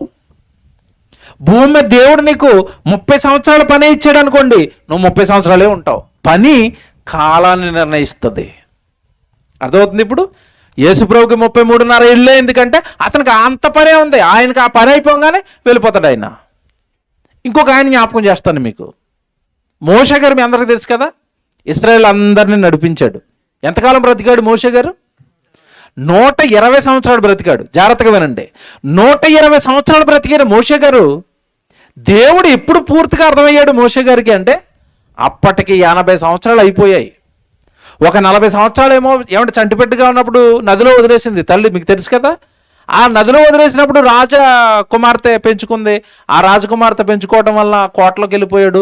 ఆ కోటలోకి వెళ్ళిపోవడం వల్ల అక్కడ 40 సంవత్సరాలు సకల విద్యలు నేర్చుకోవడానికి అయిపోయింది. ఆ సకల విద్యలు నేర్చుకున్న తర్వాత కొద్దిగా దేవుడు అర్థమయ్యాడు, ఐగుప్తులు ఇశ్రాయేలు అని అర్థమయ్యారు. ఏమన్నా ఆవేశంలో నేర్చుకున్న విద్యలు ఉన్నాయి కదా దగ్గర, ఆ విద్యలతో ఒక హత్య చేశాడు, ఒక అతను చంపేశాడు, ఐగుప్తుడిని చంపి ఇసుకలో బాధేశాడు. అది రాజుకు తెలిసిపోయింది, రాజు ఎక్కడ చంపేస్తాడు అని అక్కడి నుంచి పారిపోయి మిథ్యానారణ్యంలో మామ దగ్గరికి వెళ్ళిపోయాడు. అక్కడ పెళ్లి చేసుకున్నాడు, పిల్లల్ని కన్నాడు, గొర్రెలు మెప్పుకుంటున్నాడు. ఈలోపు ఇంకో 40 సంవత్సరాలు అయిపోయాయి. ఎంత అయిపోయింది చెప్పండి ఇప్పుడు మోషే గారికి? 80 సంవత్సరాలు అయిపోయిన తర్వాత దేవుడు వచ్చాడు పొదలో, అగ్ని జ్వాలల్లో పొదల్లో మండుతుంది, దూత మాట్లాడుతుంది. ఏమని మాట్లాడుతుంది? మోషే, తల్లి గర్భంలో నీ దేహాన్ని కట్టింది నేను కదా నాయన, నీకు జన్మనిచ్చింది నేను కాదు నాయన. మొదటి 40 సంవత్సరాలేమో చదువులు అన్నావు, ఇప్పుడు 40 సంవత్సరాలేమో పిల్లలు అంటున్నావు, పెళ్ళి అన్నావు, ఇగో గొర్రెలు మేపుకుంటున్నావు. నా కోసం ఎప్పుడు బ్రతుకుతావు నువ్వు? అసలు నువ్వు ఎందుకు పుట్టావో తెలుసా? నేను పనిచ్చి లోకానికి పంపించానని తెలుసా? ఏంటయ్యా నా పని అంటే అన్నాడు. వెళ్ళు ఫరో దగ్గరికి, ఫరో ముందు నిలబడు. అక్కడ నాకున్న పిల్లలు లక్షల మంది ఇశ్రాయేలు బానిసత్వంలో మగ్గిపోతుంటే వాళ్ళు విడిపించడానికి నాయకుడిగా పనిచ్చి నీ లోకానికి పంపిస్తే ఆ పని పక్కకు పెట్టి మొదట 40 సంవత్సరాలు ఉద్యోగం అన్నావు, చదువులు అన్నావు, ఇప్పుడేమో మళ్ళీ పెళ్ళిళ్ళు అంటున్నావు, పిల్లలు అంటున్నావు, ఈ గొర్రెలు మేపుకుంటున్నావు. ఇందుకా నీ జన్మ? ఇదా నీ జీవితం? నా పని చేయవాయిక? నా దగ్గరికి రావా? నా పిల్లలు నా దగ్గరకు తీసుకొని రావా? ఇలాగుండిపోయేవేంటి మోషే అనగానే అప్పుడు అర్థమైందండి మోషేకి జన్మ పరమార్థం. అప్పుడు అర్థమైంది ఆయుష్కాల రహస్యం. అమ్మో, నేను పుట్టింది దేవుడు పని కోసమా? నేను పుట్టింది నాయకుడిగా ఉండడానికా? నేను పుట్టింది ఇశ్రాయేలు ప్రజలు విడిపించడానికా? ఇంతకాలం నాకు ఈ సంగతి తెలియక 80 సంవత్సరాలు నా ఆయుష్కాలం అంతా వృధాగా నాశనం చేసుకున్నాను తండ్రి. ఇంతకాలానికి అర్థమైంది నీ పని కోసం పుట్టాను అని. వెళతాను అన్నాడు. మొదట్లో మొరాయించాడు, నాకు నత్త అన్నాడు, 4 తిరగదు అన్నాడు. దేవుడు గట్టిగా చెప్పేసరికి పనిలోకి వెళ్ళిపోయాడండి. ఎన్నో సంవత్సరాలు వెళ్ళాడు పనిలోకి? 80వ సంవత్సరం. మిమ్మల్ని అడుగుతున్నాను, 80 సంవత్సరాల మనిషికి పెద్దగా ఆరోగ్యం ఉంటుందా? ఉండదు. 80వ సంవత్సరం శరీరం ఏమన్నా ఉరకలైతే వయసు అది? 80 సంవత్సరాల కాలంలో కూడా దేవుడు నీకు పని ఉంది అనగానే పని చేస్తానని దేవుడు పనిలోకి వచ్చాడు. ఈరోజు రాత్రి మిమ్మల్ని అడుగుతున్నాను, ఈ ఆవరణలో చాలామంది ఉన్నారు కదా, ఇక్కడ మీ దగ్గరలో ఎవరైనా ఇప్పుడు ఈ సభలో ఏమన్నా 80 సంవత్సరాల ఉన్నారా? చేయలేపండి. లేరు. 30, 40, 50 లోపే ఉంటారు నాకు తెలిసి. అందరూ 60 లోపు ఉంటారు. మరి 80 ఏళ్లకే దేవుడు పని ఉందంటే ఆయన దేవుడు పని చేసినప్పుడు నువ్వు వయసులో ఉండగా దేవుడు నీతో చెప్తున్నాడు కదా ఈ రాత్రి నీకేముందని? దేవుని పని ఉందని. మరి పని ఎత్తుకోవాలి కదా, ఆ పని ఏంటో అడగాలి కదా, ఆ పని చేయడానికి నీ హృదయం ఈరోజు సమ్మతించాలి కదా దేవుడు మాటలు విని. ఒకే ఒక ప్రసంగం అండి, ఆ పొదల్లో దేవుడు వచ్చి మాట్లాడాడు, నీకు దేవుడు పని ఉందన్నాడు. వెంటనే ఫరో దగ్గరికి వెళ్ళిపోయాడు, ఫరో ముందు నిలబడ్డాడు. దేవుడు ఏది చేయమని చెప్తే దేవుడు అది చేస్తున్నాడండి మోషే గారు. 80వ ఏట దేవుడు పనిని ప్రారంభించిన తర్వాత ఒక మంచి కీర్తన లేదంటే ఒక మంచి ప్రార్థన మోషే గారు చేశారు దేవుడికి. ఏమన్నారు తెలుసా? 90వ అధ్యాయం కీర్తన గ్రంథం మీరు చూడండి, ఎంత మంచి పాట పలుకుతాడు చూడండి. ఆ మాట ఆశ్చర్యాన్ని కలిగిస్తుంది. కీర్తన గ్రంథం 90వ అధ్యాయము. ఇది మోషే గారి ప్రార్థన. ప్రభువా, తరతరముల నుండి మాకు నివాస స్థలము నీవే. పర్వతములు పుట్టక మునుపు, భూమిని లోకమును నువ్వు పుట్టింపక మునుపు, యుగ యుగములు నీవే దేవుడవు. నీవు మనుష్యులను మంటికి మార్చుచున్నావు. జాగ్రత్తగా వినండి, మనుషులను ఏం చేస్తున్నాడు దేవుడు? మంటికి మార్చేస్తున్నాడు. అంటే మరణ శాసనం రాశాడు, ఆయుష్కాలం ఇచ్చి, ఆయుష్కాలం అయిపోయిన తర్వాత నువ్వు పడుకోనాయనా, నీ దేహం మట్టిలోకి వెళ్ళిపోవాలని నరులను మంటికి మార్చుచున్నాడట. ఎందుకు మారుస్తున్నాడంటే కింద మాట చూడండి, నరులారా తిరిగి రండి. భూమి మీదకి నా పని నిమిత్తం వెళ్ళారు కదా, ఆ పనిని ముగించుకొని నరులారా మరలా నా దగ్గరకు తిరిగి రండి, తిరిగి రండి, తిరిగి రండి. ఆ మాట చూసారు ఎలాగుందో? నరులారా రండి అని ఉందా, తిరిగి రండి అని ఉందా? తిరిగి రండి అంటే అర్థం ఏంటి? తరతరముల నుండి మాకు నివాస స్థలము నీవే అంటే దేవుడిలో నుండి ఈ లోకానికి వచ్చావు. ఈ లోకంలో దేవుడు పని చేసి తిరిగి మళ్ళీ ఎక్కడికి వెళ్ళిపోవాలి? దేవుని దగ్గరికి వెళ్ళిపోవాలి. నరుడికి ఏమైనా ఈ జ్ఞానం అర్థమైందా? నేను దేవుడి దగ్గర నుంచి వచ్చాను, దేవుడి దగ్గరికి వెళ్ళిపోవాలని భయంతో బ్రతుకుతున్నాడా? నేను ఏం చేస్తే దేవుడి దగ్గరికి వెళ్తానని ఏమైనా భయపడుతున్నాడా? లేదు కదండి. దేవుడి మాటలు వింటూనే ఉన్నాడు, చేయవలసిన పాపాలు చేస్తూనే ఉన్నాడు. దేవుడి దగ్గరకు వస్తానే ఉన్నాడు. దేవుడు చెయ్యని పాపపు కార్యక్రమాలకి తన నోటిని, తన బ్రతుకును, తన దేహాన్ని ఇస్తూనే ఉన్నాడు. ఎక్కడ భయం ఉంది చెప్పండి? దేవుడి దగ్గరికి వెళ్ళాలి, దేవుడు పని చేశాను ఎవరు భయపడుతున్నారు? మోషే గారికి భయం పట్టుకుంది. నేను వచ్చింది నీలో నుండి కదా తండ్రి, నీ దగ్గరికి రావాలి కదా తండ్రి, నీ దగ్గరికి రావాలి అంటే నువ్వు భూమి మీద నాకు ఇచ్చిన పని నేను చెయ్యాలి కదా తండ్రి అని అలా మీరు కిందకి చదువుకుంటూ వచ్చేస్తే 12వ వచనానికి రండి. 12వ వచనం లేదు 10వ వచనం చదువుదాం. ముందు 10వ వచనం. మా ఆయుష్కాలము 70 సంవత్సరములు, అధిక బలమున్న ఎడల 80 సంవత్సరములకును, అయినను వాటి వైభవము ఆయాసం దుఃఖమే. 80వ సంవత్సరం ఉన్నవాడికి ఏముంటా చెప్పండి? జాన్సన్ అని రాసిన పాట ఈరోజు మీకు అర్థమవుతుంది. 70-80 ఏళ్ళు పాట వింటున్నారా? 70-80 ఏళ్ళు ఆయాసము దుఃఖమే. ఏముంటుందండి ఆ వయసులో? ఆయాసం తప్ప, కష్టం తప్ప. ఆ ఆయాసంలో, ఆ దుఃఖంలో కూడా మోషే గారు పనెత్తుకున్నాడట. పనెత్తుకునే కిందకి వెళ్ళేసరికి అంటాడు, వాటి వైభవం ఆయాసము దుఃఖమే, అది త్వరగా గతించును, మేము ఎగిరిపోవుదుము. అది త్వరగా గతిస్తుంది, అది త్వరగా గతిస్తుంది. 60-70 ఏళ్ళు అయిపోయిన తర్వాత మేము ఎగిరిపోవాలి. ఎక్కడికి? ఎక్కడ నుండి అయితే వచ్చామో ఆ లోకానికి మేము ఎగిరిపోవాలని చెప్పి 12వ వచనం చూడండి కింద. 12వ వచనం. మాకు జ్ఞాన హృదయము కలుగునట్లుగా చేయుము, మా దినములు లెక్కించుటకు మాకు నేర్పుము. మా దినాలు నాకు ఎంత ఆయుష్కాలం ఇచ్చావు తండ్రి, నాకు ఎంత ఇచ్చావు తండ్రి, అవి ఎంత ఇచ్చావు నాకు చెప్పు తండ్రి, త్వరగా మీ పని చేసుకోవాలి తండ్రి, నేను వచ్చేయాలి కదా నీ దగ్గరికి వచ్చేసే లోపు సాధ్యమైనంతగా నేను భూమి మీద దేవుడు పని చేయాలి తండ్రి, ఎక్కువ మందికి నీ గురించి చెప్పాలి తండ్రి, ఎక్కువ కార్యక్రమాలు చేయాలి తండ్రి, ఎక్కువ నీలో నేను ఉండాలి తండ్రి, నీ సన్నిధిలో ఉండాలి తండ్రి. జ్ఞాన హృదయం అంటే భూమి మీద దినాలను లెక్కించుకుని, ఆ దినాలను భద్రపరుచుకుని, ఆ దినాలను పాపపు కార్యక్రమాలకు కాక, ఆ దినాలను నీ సొంత కార్యక్రమాలకు కాక, ఆ దినాలను సంతోషపడి సుఖపడే కార్యక్రమాలకు కాక, దేవుడిని సంతోషపెట్టే దినాలను మార్చు. నీ ఆయుష్కాలను మార్చుకో. ఇంతకాలం నీ కోసం, నీ లోకం కోసం, నీ చుట్టూ ఉన్న మనుషుల కోసం నీకు ఇవ్వబడిన ఆయుష్కాలను వాడేసేవేమో. అందుకు కాదు ఆయుష్కాల రహస్యం, అందుకు కాదు దేవుడు నీకు ఆయుష్కాలం ఇచ్చింది. మోషేకి ఆయుష్కాలం ఇచ్చింది నాయకుడిగా ఉండి నడిపించడానికి. అది అర్థమైపోయిన ఆయన అంటున్నాడు, నేను లేట్ అయిపోయిన తండ్రి నీ పనిలోకి రావటం. 80 సంవత్సరాలకు వచ్చాను నీ పనిలోనికి, నాకు పని అయిపోతుందేమో, నా దినాలు అయిపోతున్నాయేమో, నాకు చెప్పవా ప్లీజ్, నేను ఎంతకాలం బ్రతుకుతానో చెప్తే నేను త్వరగా నీ పని చేస్తాను. ఇంకా ఈరోజు మనిషి ఎవరికి అర్థమయ్యాయండి ఇవన్నీ? ఈ రహస్యాలన్నీ ఎవరికి అర్థమయ్యాయి? భూమి మీద నీకు ఇవ్వబడిన ఆయుష్కాలం దేవుడు లెక్కలు వేసుకుని మరి ఇచ్చాడు, దినాలతో సహా. ఇప్పుడు చెప్తాను అసలు సీక్రెట్ ఒకటి.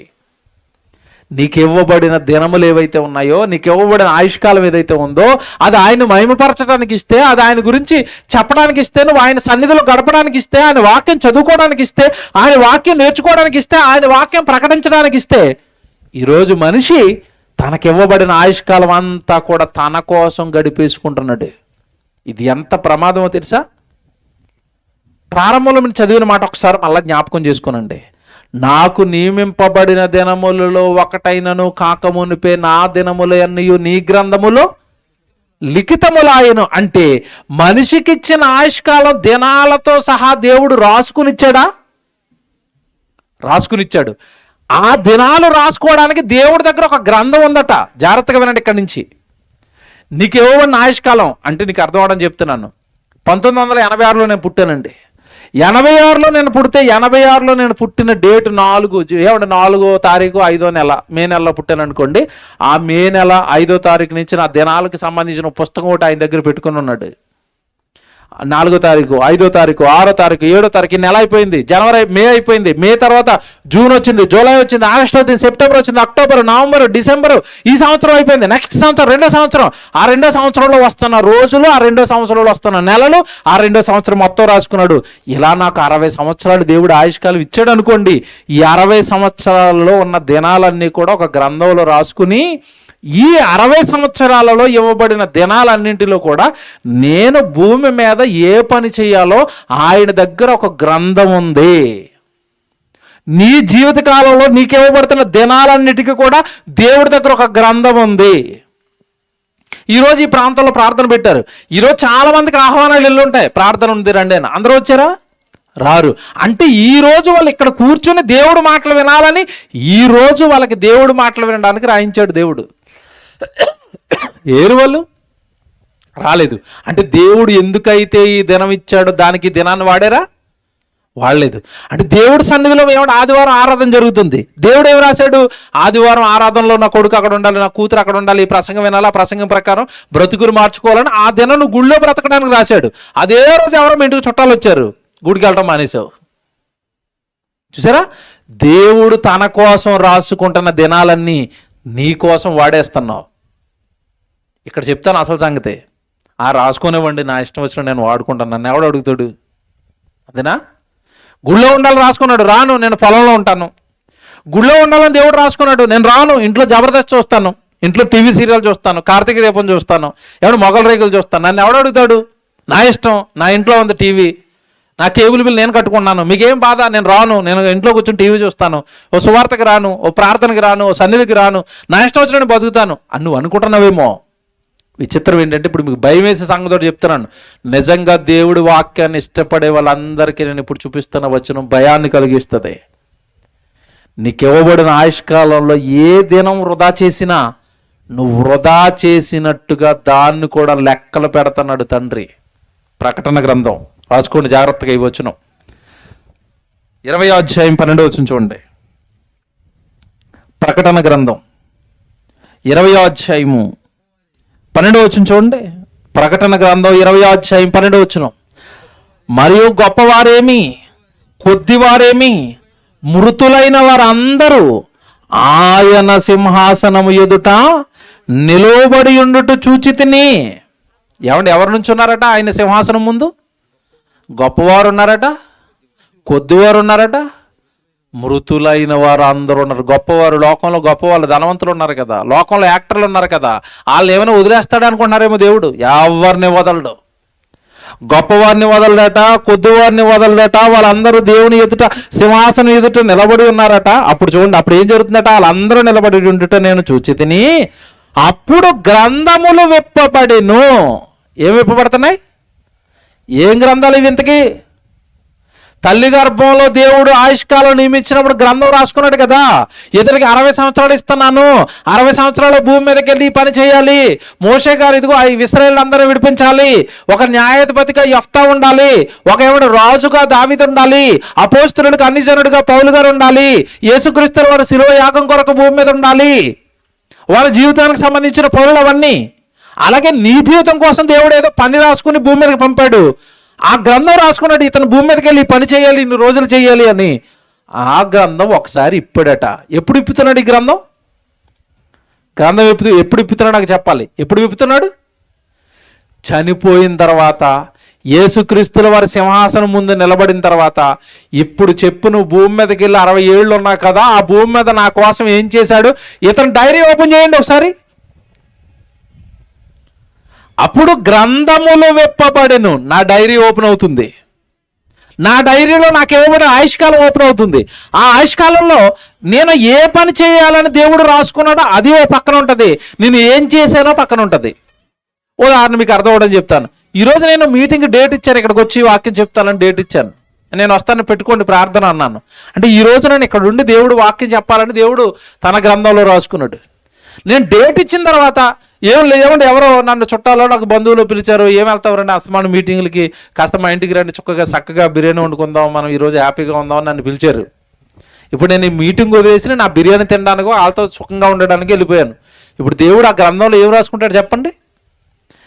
పేజీలో ఒక పక్కేమో ఈ రోజు నేను ప్రసంగం మాట్లాడాలని రాయబడి ఉంటుంది, అటు పక్కేమో నేను ఎవరితోనో తిరుగుతున్నట్టుగా రాయబడి ఉంటుంది. ఇప్పుడు దేవుడు ఏం చేస్తాడు చెప్పండి? నన్ను నేను ఏ పని చేయమని ఆ లోకంలో నిన్ను పంపాను, నువ్వు ఏ పని చేస్తున్నావు? వీడి సంగతి రాసుకోండి. వీడు ఇలాగ ఉన్నాడు కదా, రాయండి, తర్వాత చూద్దాం.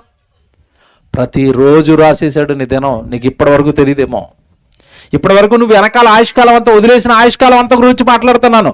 ఇప్పటి వరకు నువ్వు వదిలేసిన వెనకాల అనవసరంగా వృధా చేసిన ఆయుష్కాలం అంతటి గురించి నేను మాట్లాడుతున్నాను. నువ్వు ఇప్పటి వరకు ఈ సంగతులు నీకు తెలియక వృధా చేసుకున్నావేమో నీ ఆయుష్కాలాన్ని. టైం ఉంటే బైబిల్ చదువుకోండి, టైం ఉంటే ప్రసంగాలు వినండి, టైం ఉంటే ఎవరికో ఒకరికి వాక్యం చెప్పడానికి వెళ్ళండి, ఎవరో ఒకరికి కరపత్రం ఇవ్వండి, ఎవరో ఒకరిని దేవుళ్ళు నడిపించడానికి అతని దగ్గరికి వెళ్ళండి, అతని ఇంటికి వెళ్ళండి, అతనితో మాట్లాడండి. దేవుడి పని మీద ఉండండి, దేవుడి ఆలోచనల మీద ఉండండి, దేవుడి కోసం నేను ఏం చేద్దామని ఆలోచించండి. మీ ఆయుష్కాలం దేవుడు అందుకే ఇచ్చాడు. గ్రంథాలు విప్పేసాడట, ఆ గ్రంథాలు విప్పబడినాయట. ఆ తర్వాత చూడండి ఏం జరుగుతుందో, గ్రంథములు విప్పబడిను మరియు జీవ గ్రంథమను వేరొక గ్రంథము కూడా విప్పబడింది. అక్కడ ఎన్ని గ్రంథాలు ఉన్నాయి? గ్రంథాలు, మనుషులందరి గ్రంథాలు ఓపెన్ అయ్యాయట. జీవ గ్రంథం అని సెపరేట్గా ఇంకో గ్రంథం ఓపెన్ అయిందట.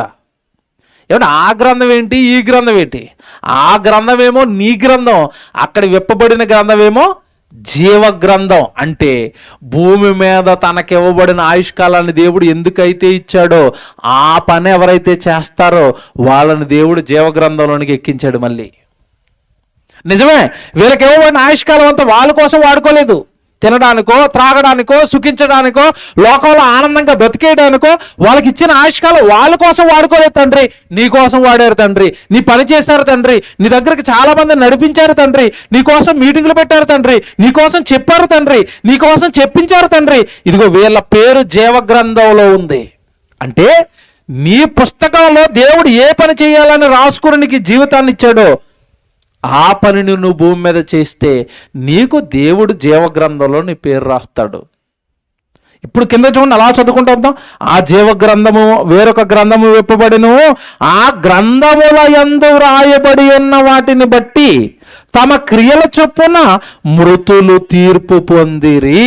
ఆ గ్రంథంలో ఉన్న దాన్ని బట్టి మనకేం జరుగుతుందట? తీర్పు. ఏమి రాసుకుని నీకు ఈ గ్రంథాన్ని ఇచ్చాడు? ఎప్పుడైనా అడిగేవా తండ్రిని? ఎప్పుడైనా మోకాళ్ళు వేసి, దేవా నన్ను ఎందుకు పుట్టించారు తండ్రి, నాకు ఏ పని ఇచ్చారు తండ్రి, నన్ను ఏం చేయమంటారు తండ్రి, నన్ను అసలు ఈ జీవితాన్ని, నాకు ఇంత శ్రేష్టమైన జీవితాన్ని ఎందుకు ఇచ్చారు తండ్రి, మా కుటుంబాన్ని క్షేమంగా ఉంచారు తండ్రి, నన్ను మిమ్మల్ని ఎరిగే భాగ్యం ఇచ్చారు తండ్రి, నన్ను ఏం చేయమంటారని ఎప్పుడైనా అడుగుతున్నారా? ఇప్పుడైనా దేవుణ్ణి అడుగుతున్నారా? ఒకవేళ మీరు అలా అడగకపోతే దేవుడి దగ్గరికి వచ్చి ఆయన మిమ్మల్ని ఎందుకు పుట్టించాడో ఆ పని మీరు చేయకపోతే మరణం తర్వాత మిమ్మల్ని లెక్క అడుగుతాడు. మర్చిపోకండి. 15వ వచనం చదువుతారు, కింద భయం వేస్తుంది. 15వ వచనం, ఎవని పేరైనను, 15వ వచనం, ఎవని పేరైనను జీవ గ్రంథమందు రాయబడినట్టు కనబడని ఎడల వాడు అగ్నిగుండానికి వెళ్ళిపోతాడు. ఏమర్థమైంది ఇప్పుడు చెప్పండి మీకు? మీ పేరు కనుక జీవ గ్రంథంలోనికి ఎక్కకపోతే, మీ పేరు జీవ గ్రంథంలోనికి వెళ్ళకపోతే మీరు ఎక్కడికి వెళ్తామంట? అగ్నిగుండంలోనికి, నరక యాతన, నిత్యాగ్ని దండన, పాతాళానికి వెళ్ళిపోతాడు. Very good. ఇంతకీ మేము జీవ గ్రంథంలో మా పేరు ఎక్కాలంటే మేము ఏం చేయాలి? జీవ గ్రంథంలో మా పేరు ఉండాలంటే మేము పాతాళానికి వెళ్ళిపోవండి, ఆ నరకయాతనలో మేము పడవండి, వద్దండి, అది భయంకరమైంది. అది అక్కడ దెయ్యాలే దాన్ని తట్టుకోలేకపోయాయండి. ఆ భయంకరమైన నిత్యాగ్ని దండానికి నేను పోను. నేను ఏం చేయాలి అండి? నీ జీవ గ్రంథంలో నా పేరు కావాలని మీరు అడుగుతారా? బైబిల్లోనే చూపిస్తాను. ఫిలిప్పీయులకు రాసిన పత్రిక 4వ అధ్యాయము 3వ వచనం చూడండి. జీవ గ్రంథంలో మీ పేరు కావాలంటే మీరు ఏం చేయాలి? ఫిలిప్పీయులకు రాసిన పత్రిక 4వ అధ్యాయం 3వ వచనం అండి.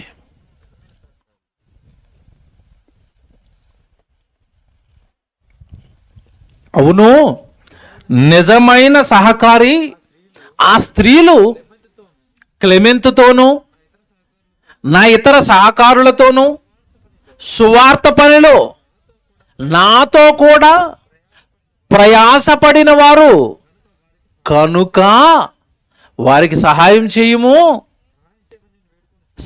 చేయమని నేను వేడుకొనుచున్నాను. ఆ సహకారుల పేర్లు జీవ గ్రంథమందు వ్రాయబడి ఉన్నవి. పౌలు గారు కన్ఫర్మ్ చేశారండి. పౌలు గారు సువార్త చేస్తున్న కాలంలో ఆయనకు, ఆయన వెనకాలన్న సహకారులకి కొంతమంది స్త్రీలు సహకారులుగా మారారట. సేవకుల వెనక సహకారుడిగా స్త్రీలు ఉన్నారట. పౌలు గారు మీరు వెళ్ళండి, పలానా ప్రాంతానికి వెళ్ళండి, ఆ ప్రాంతానికి వెళ్ళడానికి ఎంత ఖర్చు అవుతుందో మాకు చెప్పండి, మేము ఇచ్చేస్తామండి, మా డబ్బులు ఇదిగోండి, మా కష్టార్జితం పట్టుకోండి, పలానా గ్రామానికి వెళ్ళి మీరు సువార్త చెప్పండి, మీ వెనకాల మేము ఉంటాం సహకారులుగా, మీరు వెళ్ళండి, మీరు సువార్తకి వెళ్ళండి, మీరు ఆత్మలు రక్షించండి. దైవజనుడు వెనక స్త్రీలు ఉన్నారట. ఇప్పుడు ఆ స్త్రీల గురించి పౌలు గారు చెప్తున్నారు. వాళ్ళు సామాన్యులు కాదు నాయన, ఆడపిల్లలు. పేరుకు స్త్రీలేమో కానీ వాళ్ళు చేసిన సహకారం చాలా పెద్దది. దేనికి చేశారు ఇంతకీ సహకారం? సువార్త పనిలో నాతో పాటు వారు సహకరించారు, పాలిభాగస్తులయ్యారు. కనుక వాళ్ళ పేర్లు ఎక్కడున్నాయట? జీవ గ్రంథం, పరలోకంలో పేర్లు. దేవుడి యొక్క గ్రంథంలో పేరెక్కిపోయిందట. ఏమంటే వాళ్ళు పడిన కష్టం ఏంటో తెలుసండి, భూమి మీద జస్ట్ సువార్త చేస్తున్న సేవకుడి వెనక సహకారులు మేము. అంటే జీవగ్రంథంలోనికి పేర్లు ఎక్కాలి అంటే భూమి మీద దేవుడి కోసం నువ్వు ఏదో ఒక పని చేయాలి. లోకాసు వార్త ఇంకో మాట చూపిస్తాను చూడండి, ఎంత బాగుంటుందో. లోకాసు వార్త 10వ అధ్యాయము 20వ వచనం. లోకాసు వార్త 10వ అధ్యాయము 20వ వచనం చూడండి. యేసుప్రభు శిష్యులతో మాట్లాడుతున్నాడండి. అప్పుడప్పుడే వాళ్ళు కొత్తగా శిష్యులు అయ్యారు, ఏమంటే సువార్తకు పంపించారు, అప్పుడప్పుడే దెయ్యాలు వెళ్ళగొట్టి అధికారం ఇచ్చాడు. ఇవన్నీ వాళ్ళు బాగా చేస్తున్న టైంలో ఏమంటే ఆ దెయ్యాలు లోబడతారు అని వచ్చి యేసుప్రభు దగ్గర చాలా సంతోషపడిపోతున్న టైంలో యేసుప్రభు వాళ్ళతో అంటున్న మాట ఇది, అయినను దెయ్యములు మీకు లోబడుచున్నవని సంతోషింపక మీ పేర్లు పరలోకమందు వ్రాయబడి ఉన్నవని. ఇలా పేర్లు ఎక్కడికి వెళ్ళిపోయినాయట? పరలోకంలో రాయబడ్డాయి. మీ పేర్లు పరలోకంలో ఉన్నాయి, మీ పేర్లు పరలోకంలో ఉన్నాయి, మీ పేర్లు పరలోకంలో ఉన్నాయి. ఎందుకున్నాయి వీళ్ళ పేర్లు పరలోకంలో? ఎందుకున్నాయండి వీళ్ళ పేర్లు పరలోకంలో? ఎందుకున్నాయి? వీరు యేసుక్రీస్తుల వారి వెనకాల సువార్తకి వెళ్ళారు, ఆత్మలను రక్షిస్తున్నారు, అనేక మందికి దేవుడి గురించి చెప్తున్నారు కనుక వాళ్ళ పేర్లు జీవగ్రంథంలోనికి వెళ్ళిపోయి వాళ్ళ పేర్లు పరలోకంలో పడ్డాయి. దేవుని పిల్లలారా, ఈ రాత్రి మీతో చెప్తున్నది ఒకటే, ఆయుష్కాల రహస్యం ఇదే. పరలోకంలో ఉన్న కన్న తండ్రి మిమ్మల్ని పుట్టించింది ఈ లోకంలో ఆయనకి మహిమ తెచ్చే కార్యక్రమాలు చేస్తారని. ఈరోజు వీళ్ళ కుటుంబం చూడండి, ప్రకాష్ అలాగే ప్రశాంతి, ఆ కుటుంబం ఏమంటే మనల్ని అందరినీ పిలవటం ఏంటి, ₹1,000 ఖర్చు పెట్టి నిజంగా వంటలు చేయటం ఏంటి, నన్ను పిలవటం ఏంటి, ఇదంతా అరేంజ్మెంట్లు చేయటం ఏంటి. ఏమంటే వాళ్ళు చూసారా ఈరోజు వాళ్ళు ఏం చేస్తున్నారో తెలుసా? దేవుడికి మహిమ, దేవుడి గురించిన జ్ఞానపు సంగతులు ఇదిగో వాళ్ళు పుట్టిన వాళ్ళ గ్రామంలో ఉన్న మీ అందరికీ మనందరికీ చెప్పిస్తున్నారు కదా. ఇవేనండి దేవుడికి మహిమ తెచ్చేవి, దేవుడిని ఆనంద పెట్టేవి, దేవుడిని సంతోషపెట్టేవి. గంటన్నర సేపు మీరు దేవుడి సన్నిధిలో కూర్చుని ఇంత జ్ఞానం, బైబిల్లో ఉన్న మహాజ్ఞానం మీరు వింటున్నారు అంటే దీని కారకులకు ఆ కుటుంబం కదా.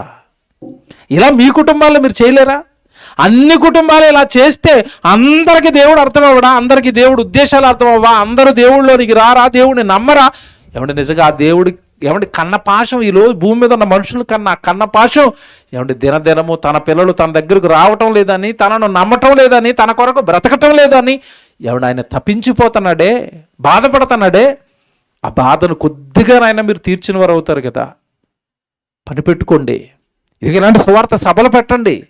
ఇంట్లో మీరు ఎన్నోట్లకో ఖర్చు పెడతారు, పెళ్ళిళ్ళు ఖర్చు పెడుతున్నారు, యానివర్సరీలు ఖర్చు పెడుతున్నారు, బర్త్డేలు ఖర్చు పెట్టుకుంటున్నారు, పిల్లల చదువులకు అంటున్నారు, ఏమంటే బట్టలకు అంటున్నారు, చాలామంది వస్తువులు ఖర్చు పెడుతున్నారు, చాలామంది బంగారాలు అంటున్నారు, చాలామంది పొలాలు అంటున్నారు. ఇవన్నీ నువ్వు కొనుక్కోవాలి అన్న నువ్వు క్షేమంగా నిన్ను ఉంచుతున్నది దేవుడు కదా. ఆ దేవుడిని సంతోషపెట్టవా? ఆ దేవుడికి ఏమి చేయవా? ఆ దేవుడి గురించి చెప్పవా? ఆ దేవుడి గురించి ఇలా అనర్గళంగా చెప్పించవా? నీ గ్రామంలో, నువ్వు ఉంటున్న పట్టణంలో, నీ బంధువులకో, నీ చుట్టాలకో, నమ్మని వారికి ఆయన గురించి చెప్పవా? ఇది చేయడానికి కదా కన్న తండ్రి నీకు జన్మ ఇచ్చాడు, ఇది చేయడానికి కదా దేవుడు నీకు ఆయుష్కాలం ఇచ్చాడు. మర్చిపోకండి దేవుని పిల్లారా. చెరొక మాట చూపిస్తాను. దేవుడిచ్చిన ఆయుష్కాలం కనుక దేవుడి కోసం మనం వాడలేదా, మనుషులు ఎందుకు వాడతారో కూడా బైబిల్లో రాయించాడు. లోకాసు వార్త 17వ అధ్యాయం చూడండి ఒకసారి, 26 చూడండి. లోకాసు వార్త 17వ అధ్యాయం 26వ వచనం. లోకాసు వార్త 17వ అధ్యాయము 26వ వచనం. నోవహు దినములలో జరిగినట్టు మనుష్య కుమారుని దినములలో జరుగును. నోవహు వాడలోనికి వెళ్ళిన దినము వరకు జనులు ఏం చేస్తున్నారట? నావు జలప్రళయం వచ్చింది. ఆ జలప్రళయం ఎందుకు వచ్చిందంటే ఆ రోజు మనుషుల యొక్క పాపాలు తట్టుకోలేకండి చంపాడు. ఆ రోజు జలసమాధి చేశాడు మానవ జాతిని మొత్తాన్ని. ఎందుకు చేశాడు అంటే వాళ్ళు చేస్తున్న పనులేటట. నోవహు వాడలోనికి వెళ్ళిన దినము వరకు జనులు తినుచు, వాడు అండర్లైన్ చేసుకోండి, ఏం చేస్తున్నారట? తిండి. తెల్లవారు లేస్తే మనిషికి ఏంటండి? తిండి. నెక్స్ట్ త్రాగుచు, పెండ్లాడుచు, పెండ్లికి ఇయ్యబడుచు ఉండిరి. అంతలో జలప్రళయము వచ్చి వారందరినీ నాశనము చేసెను.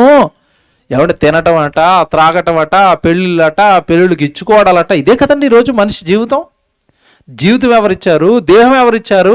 నేను పెళ్లి చేసేస్తానంటున్నా కదా, యవనంలోనికి వచ్చిన నీ కుమారుని ఎవరిచ్చారు?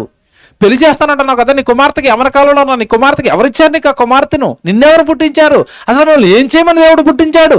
ఏమేమి వద్దట.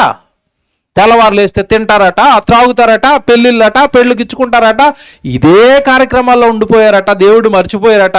జల ప్రళయం వచ్చి అందరిని ఆ రోజు సర్వనాశనం చేసింది. మిమ్మల్ని పుట్టించింది ఎందుకు? మీరు చేస్తున్నది ఏంటి? తినండి వద్దంటం లేదు, త్రాగండి వద్దంటం లేదు. తిని త్రాగుతున్న వాళ్ళు నా పని చేయాలి కదా, నాకు థ్యాంక్స్ చెప్పాలి కదా, నా కష్టం అనేది గమనించాలి కదా. చివరికి లోతు దినాల గురించి మాట్లాడతాడు. అవి ఎలాగున్నాయంటే 28వ వచనం, లోతు దినములలో జరిగినట్టును జరుగును, జనుడు తినుచు త్రాగుకొనుచు, ఆ తర్వాత అమ్ముచు, వారు నారు నాటుచు, ఇండ్లు కట్టుచూ ఉండేరి. చూసారా, తింటున్నారట, త్రాగుతున్నారట, నరులట, ఏమండి నారులట. పంటలు పంట వేయటం, కోసుకోవటం, డబ్బులు రాగానే తినటం, ఏమంటే ఆ త్రాగటం, ఎంజాయ్ చేయటం, మళ్ళీ పంట వేయటం, పండించుకోవటం, ఎవడు పంట డబ్బులు చేతికి వచ్చిన తర్వాత మళ్ళీ తినటం, మళ్ళా త్రాగటం. ఇందుకేనా జీవితం? ఆ పంటను పండిస్తున్నది దేవుడే, నీళ్లు ఇస్తున్నది దేవుడే, పైన సూర్యుని బగబగ మండిస్తున్నది దేవుడే, ఆ పంట వేసుకోవడానికి ఆ నేల ఇచ్చింది దేవుడే. ఆయన కోసం ఏమో ఆలోచించరట. ఒకళ్ళేమో జల సమాధి చేశాడు, మరొక జాతినేమో ఆ రోజు సొదొమ గొమొర్రా పట్టణాలను అగ్ని గంధకాలను కురిపించి కాల్చి చంపాడు ఆ రోజు. దేవుడండి మన ఇష్టం వచ్చినట్టు బ్రతికిస్తే ఎలా ఊరుకుంటాడు చెప్పండి కన్న తండ్రి. దేవుని పిల్లలారా, ఈ రాత్రి మీరు విన్న మాటలన్నీ జ్ఞాపకం చేసుకునండి. ఒకవేళ ఆయుష్కాలను వృధా చేస్తున్నారేమో జాగ్రత్తగా గమనించుకోండి. తండ్రి సన్నిధిలో ఉండండి. తండ్రి పని చేయడానికి పుట్టాం మనమంతా. చివరి మాట, ప్రసంగి గ్రంథం 7వ అధ్యాయం 17వ వచనం చూడండి. ఒకవేళ ఆయుష్కాలం గురించి తెలిసినా నేను మారను, దేవుడి కోసం బ్రతకను, దేవుడు పని చేయను, నా ఇష్టం వచ్చినట్టుగానే నేను బ్రతికేస్తాను అంటే దేవుడు అండి అలా బ్రతుకుతున్న వాళ్ళందరికీ దేవుడు ఇస్తున్న సీరియస్ వార్నింగ్ ఇది. ప్రసంగి గ్రంథం 7వ అధ్యాయము 17వ వచనం చూడండి.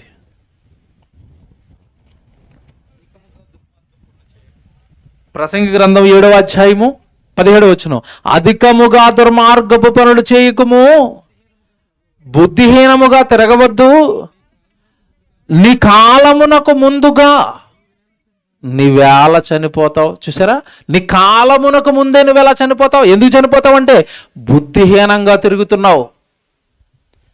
బుద్ధిహీనంగా తిరుగుతున్నావు. తెల్లవారు లేస్తున్నావు, తిరుగుతున్నావు, వస్తున్నావు. ఎందుకు తిరుగుతున్నావు? ఎక్కడ తిరుగుతున్నావు? ఏమంటే ఈరోజు మనిషి ఎక్కడ తిరుగుతాడు, ఎక్కడికి వస్తున్నాడు ఒక మ్యాప్ వేసామనుకోండి, ఇంటికి, కొంతమంది పొలానికి, ఇంటికి పొలానికి, కొంతమంది ఇంటికి చదువుకి, కొంతమంది ఇంటికి పొలానికి, ఏమంటే కొంతమంది ఏమో ఇంటికి రేషన్ షాప్కి, ఇంటికి మార్కెట్కి. ఇదేనా ఇక్కడికి వెళ్ళడం, అక్కడికి వెళ్ళడం, ఇంటికి తప్ప ఎప్పుడైనా సువార్తగా తిరిగారా? ఎప్పుడైనా పక్క ఊర్లో సభ పెడితే ఆ సభకి వెళ్ళారా? పోని మీ స్థానిక దైవజనుడిని తీసుకెళ్ళి ఆ పక్క ఊర్లో ఆత్మలకు వాక్యం చెప్పించడానికి నా ఊరికి తిరిగి ఆ చుట్టుపక్కల ఉన్న వాళ్ళు అందరితో మాట్లాడి, ఏమన్నా మీ ఊర్లో సభ పెడతామండి, మీ ఊర్లో దేవుడి గురించి చెప్తామండి, ఈ పనులు ఏమన్నా తిరుగుతున్నావా? బుద్ధిహీనంగా తిరగవద్దు. ఎలా రాశారు చూడండి బైబిల్, బుద్ధిహీనముగా తిరగవద్దు, నీ కాలమునకు ముందే నీవేళ. అంటే దేవుడిచ్చిన ఆయుష్కాలాన్ని బుద్ధిహీనంగా ఖర్చు పెడితే 60 ఇచ్చినా 30కే తీసేస్తాడట. నీ కాలమునకు ముందే నీ వేళ చనిపోదు అంటే ఇవ్వటం 60 ఇచ్చాడు, కానీ భయంకరమైన పాపాలు ఎక్కువైపోయినాయి కదా. సొదొమ గొమొర్రా పట్టణాల్లో వ్యభిచారం ఎక్కువైపోయింది కదా. ఇచ్చాడు ఆయుష్కాలం, కానీ వాళ్ళు పాపాలు చేస్తున్నారని అగ్నిగంధకాలు కురిపించి ముందే చంపాడు. నోవ జలప్రలయంలో తింటున్నారట, త్రాగుతున్నారట, పెళ్లి లేనట, దేవుడు లేనట, దేవుడు పని లేదట. ఎందుకు ఈ జాతి అని జల సమాధి చేసి చంపాడట. టైం ఉందాలకి పాపపు కార్యక్రమాలతో నిండిపోయారు కనుక చంపాడు. ఎవడి మధ్యకాలంలో కరోనా వచ్చింది, లక్షల్లో చంపాడు. ఒక సునామీ వస్తుంది, వేలలో చేస్తున్నారు. ఒక తుఫాను వస్తుంది, 100లో చేస్తున్నారు. ఎవడి ఎన్ని ప్రళయాలు ఈరోజు ప్రకృతిలో జరుగుతున్నాడు. ఇదంతా పరలోకంలో ఉన్న కన్న తండ్రి కోపం తట్టుకోలేకపోతున్నాడు. ఈ పాపాలు తట్టుకోలేకపోతున్నాడు, ఈ నేరాలు తట్టుకోలేకపోతున్నాడు. నన్ను ప్రకటించు, నన్ను మహిమపరచు, పరిశుద్ధుడిగా జీవించి ఇలా బ్రతకాలని లోకానికి ఒక మార్గం చూపించి యేసు ప్రభువుని క్రైస్తవులు పిలుస్తుంటే, ఎవడు ఈరోజు క్రైస్తవులు చేస్తున్నది ఏంటి చెప్పండి? వృధా చేసుకుంటున్నారేమో మీ ఆయుష్కాలం ఎంతకాలం మీకు తెలియక. దినాలతో సహా లెక్కలు పెట్టి గ్రంథంలో రాసుకుని ఆ గ్రంథాన్ని మీరు చనిపోయిన రోజు ఓపెన్ చేస్తాడు. మీకు శుభార్త చెప్పనా? మీకు ఇవ్వబడిన గ్రంథంలో యేసుప్రభువు అలా ఓపెన్ చేస్తే ఖచ్చితంగా నేను చెప్పేది జరిగి తీరుతుంది. ఆ ఓపెన్ చేసిన రోజండి, ఈరోజు డేట్ ఎంత చెప్పండి? 27 జూలై నెల 2023. ఆ పేజ్ కూడా ఓపెన్ అవుతుంది. ఆ పేజీలో ఏమని రాసుంటా చెప్పండి? 27వ తారీఖు జూలై నెల నేను దేవుడి సన్నిధిలో కూర్చుని ఆయుష్కాల రహస్యం పాఠం విన్నాను. ఓపెన్ అయిందా? ఓపెన్ అయింది. మరి విన్న తర్వాత ఏం చేసావు ఆయుష్కాలం అంటాడు. అప్పుడు ఏం చెప్తారు చెప్పండి? మేము ప్రసంగాలు వింటామంతే ప్రభు, పెద్దగా పట్టించుకోం అంటారా? అయ్యగారు ఇందాక నేను ఆశ్చర్యపోయాను. ఎప్పుడో చివరిసారి నేను ఇక్కడికి వస్తే ఓ పాఠం చెప్పానట. ఆ పాఠం లేయా పాఠం అట. ఆయనకి ఎంత బాగా గుర్తుంది చూడండి. లేయా గురించి చెప్పారు అంటే ఆ రోజు లేయా గురించి విన్నారు. ఆ లేయా తన కుటుంబాన్ని ఎలా కట్టుకుందో విన్నారు. ఆ తర్వాత మీ కుటుంబాలను ఏమైనా కట్టుకున్నారా? ఈరోజు ఆయుష్కాలం పాఠం వింటున్నారు. ఆయుష్కాలం దేవుడిది అని, దేవుడు ఇచ్చాడు అని, దేవుడు పనికని ఈరోజు వింటున్నారు. ఆయుష్కాలం రేపటి నుంచి ఏమైనా సన్నిధిలో గడుపుతారా? సువార్తలో గడుపుతారా? దైవజనులకి సహకారులుగా గడుపుతారా? మీరు ఆలోచించుకోండి. వింటాము చెయ్యు అంటే ఇదిగో అంచె దినమున నా మాట మీకు తీర్పు తీర్చును అన్నాడు. ఇదిగో ఇప్పుడు మీరు వింటున్న ప్రసంగాల చివరిలో దేవుడు మీకు చూపిస్తాడు ఒకరోజు. ఈ డేట్తో సహా ఈ పేజీలో ఈ రోజున్న దినంలో ఈ ప్రసంగం దేవుడు మీతో చెప్తాడు. విన్నారు కదా, ఎందుకు బ్రతకలేదు నా కోసం, మీ చుట్టూ ఉన్న గ్రామాలు నాశనం అయిపోతున్నాయి కదా, ఎందుకు వెళ్ళలేదు అక్కడికి, ఎందుకు చెప్పలేదు నా గురించి, ఎందుకు రక్షించలేదు, ఒక ఆత్మనైనానని దేవుడు మిమ్మల్ని లెక్కలు అడుగుతాడు. మర్చిపోకండి. దేవుని పిల్లలారా, మంచిగా మీరు రాత్రి విన్న మాటలను ఒక్కసారి ప్రశాంతంగా కూర్చుని ఆలోచించండి. లోకంలో గడుపుతున్నారా? ఏముందని గడుపుతున్నారండి లోకంలో? కరోనా వచ్చింది. వేలల్లో కోట్లల్లో డబ్బులున్న వాళ్ళు కూడా ప్రాణాలను కాపాడుకోలేక అల్లాడిపోయారు కదండి ఆ రోజు. ధనం ఉంది, ప్రాణాలను కాపాడిందంటే ఏమి లేదండి. ధనం కాపాడదు, ఎవడి అధికారం కాపాడదు, మన చుట్టూ ఉన్న ప్రజలు మన ప్రాణాలను కాపాడలేరు, మనకు వస్తున్న కష్టాన్ని తీసివేయలేరు, ఎవడు చచ్చిపోతే పరలోకం ఎవరు. అలాంటప్పుడు ఎక్కడ గడుపుతున్నారండి మీ ఆయుష్కాలం? ఎందుకు ఇస్తున్నారు? వృధా ఎందుకు చేసుకుంటున్నారు? సులభన్ అన్న మాట మీరు చదువుతారండి, బాగా అర్థమవుతుంది. ప్రసంగ గ్రంథం రాస్తూ 1వ అధ్యాయం 2వ వచనంలో ఏమంటాడో తెలుసా? వ్యర్థము వ్యర్థము వ్యర్థము వ్యర్థము అని ప్రసంగ చెప్తున్నాడు. వ్యర్థము వ్యర్థము సమస్తమును వ్యర్థమే, ఏమి లేదు భూమి మీద, అంత వేస్ట్ అన్నాడు. అంతే. ఏంటయ్యో వేస్ట్ అనేసరికి కిందకెళ్ళేసరికి అంటాడు, భూమి మీద నరులు పడుచుండు పాటు అంతటి వలన వారికి కలుగుచున్న లాభమేమి. పాటు పడుతున్నారా? ఉద్యోగం అంటున్నారు, వ్యాపారాలు, చదువులు అంటున్నారు, పొలం అంటున్నారు, ఏదో పని పని పని. ఏం ఉపయోగం వాటి వల్ల? మీకు ఏం ఉపయోగం చెప్ప? వృధా. 60-70 ఏళ్ళు ఈ పొట్ట నింపుకోవడానికి తప్ప దేనికి పనికి రాని ఈ లోక సంబంధమైన పనుల్లో, ఈ లోక సంబంధమైన వాటిలో ఏమైనా చిక్కుకుపోయారేమో ఆలోచించండి. మరణం తర్వాత ఇవేవి మీకు పరలోకాన్ని ఇవ్వవు. మరణం తర్వాత ఇవేవి మీ దేవుడి ముందు మిమ్మల్ని క్షేమంగా నించోబెట్టవు. ఏం చేశారు భూమి మీద అని మాత్రమే అడుగుతారు. ఈరోజు ఈ కుటుంబం చెప్పుకోవడానికి ఒక కార్యక్రమం ఉంటుంది. ఇదిగో ఓ సబ్ పెట్టామండి, ఒక మంచి పాట చెప్పించామండి, అంతకుముందు లేయా గురించి చెప్పించామండి, ఇదిగో మాకు ఖర్చు పెట్టండి మీ గురించి చెప్పామండి, ఇదిగో వీళ్ళ పేరట ఒక కార్యక్రమం ఉంటుంది. మీ కుటుంబం పేరట ఏముంటున్నాయి ఆలోచించుకోండి. మీ పేరట ఏమున్నాయి దేవుడి కార్యక్రమాలు ఆలోచించుకోండి. అవే మీకు పరలోకాన్ని ఇస్తాయి. అవే దేవుడి ముందు మిమ్మల్ని సగర్వంగా తలెత్తుకునేటట్టుగా నిలబెడతాయి. మీరు లోకంలో చేసుకుంటున్నవన్నీ కూడా వృధా, వ్యర్థం. ప్రార్థన చేసుకుందాం.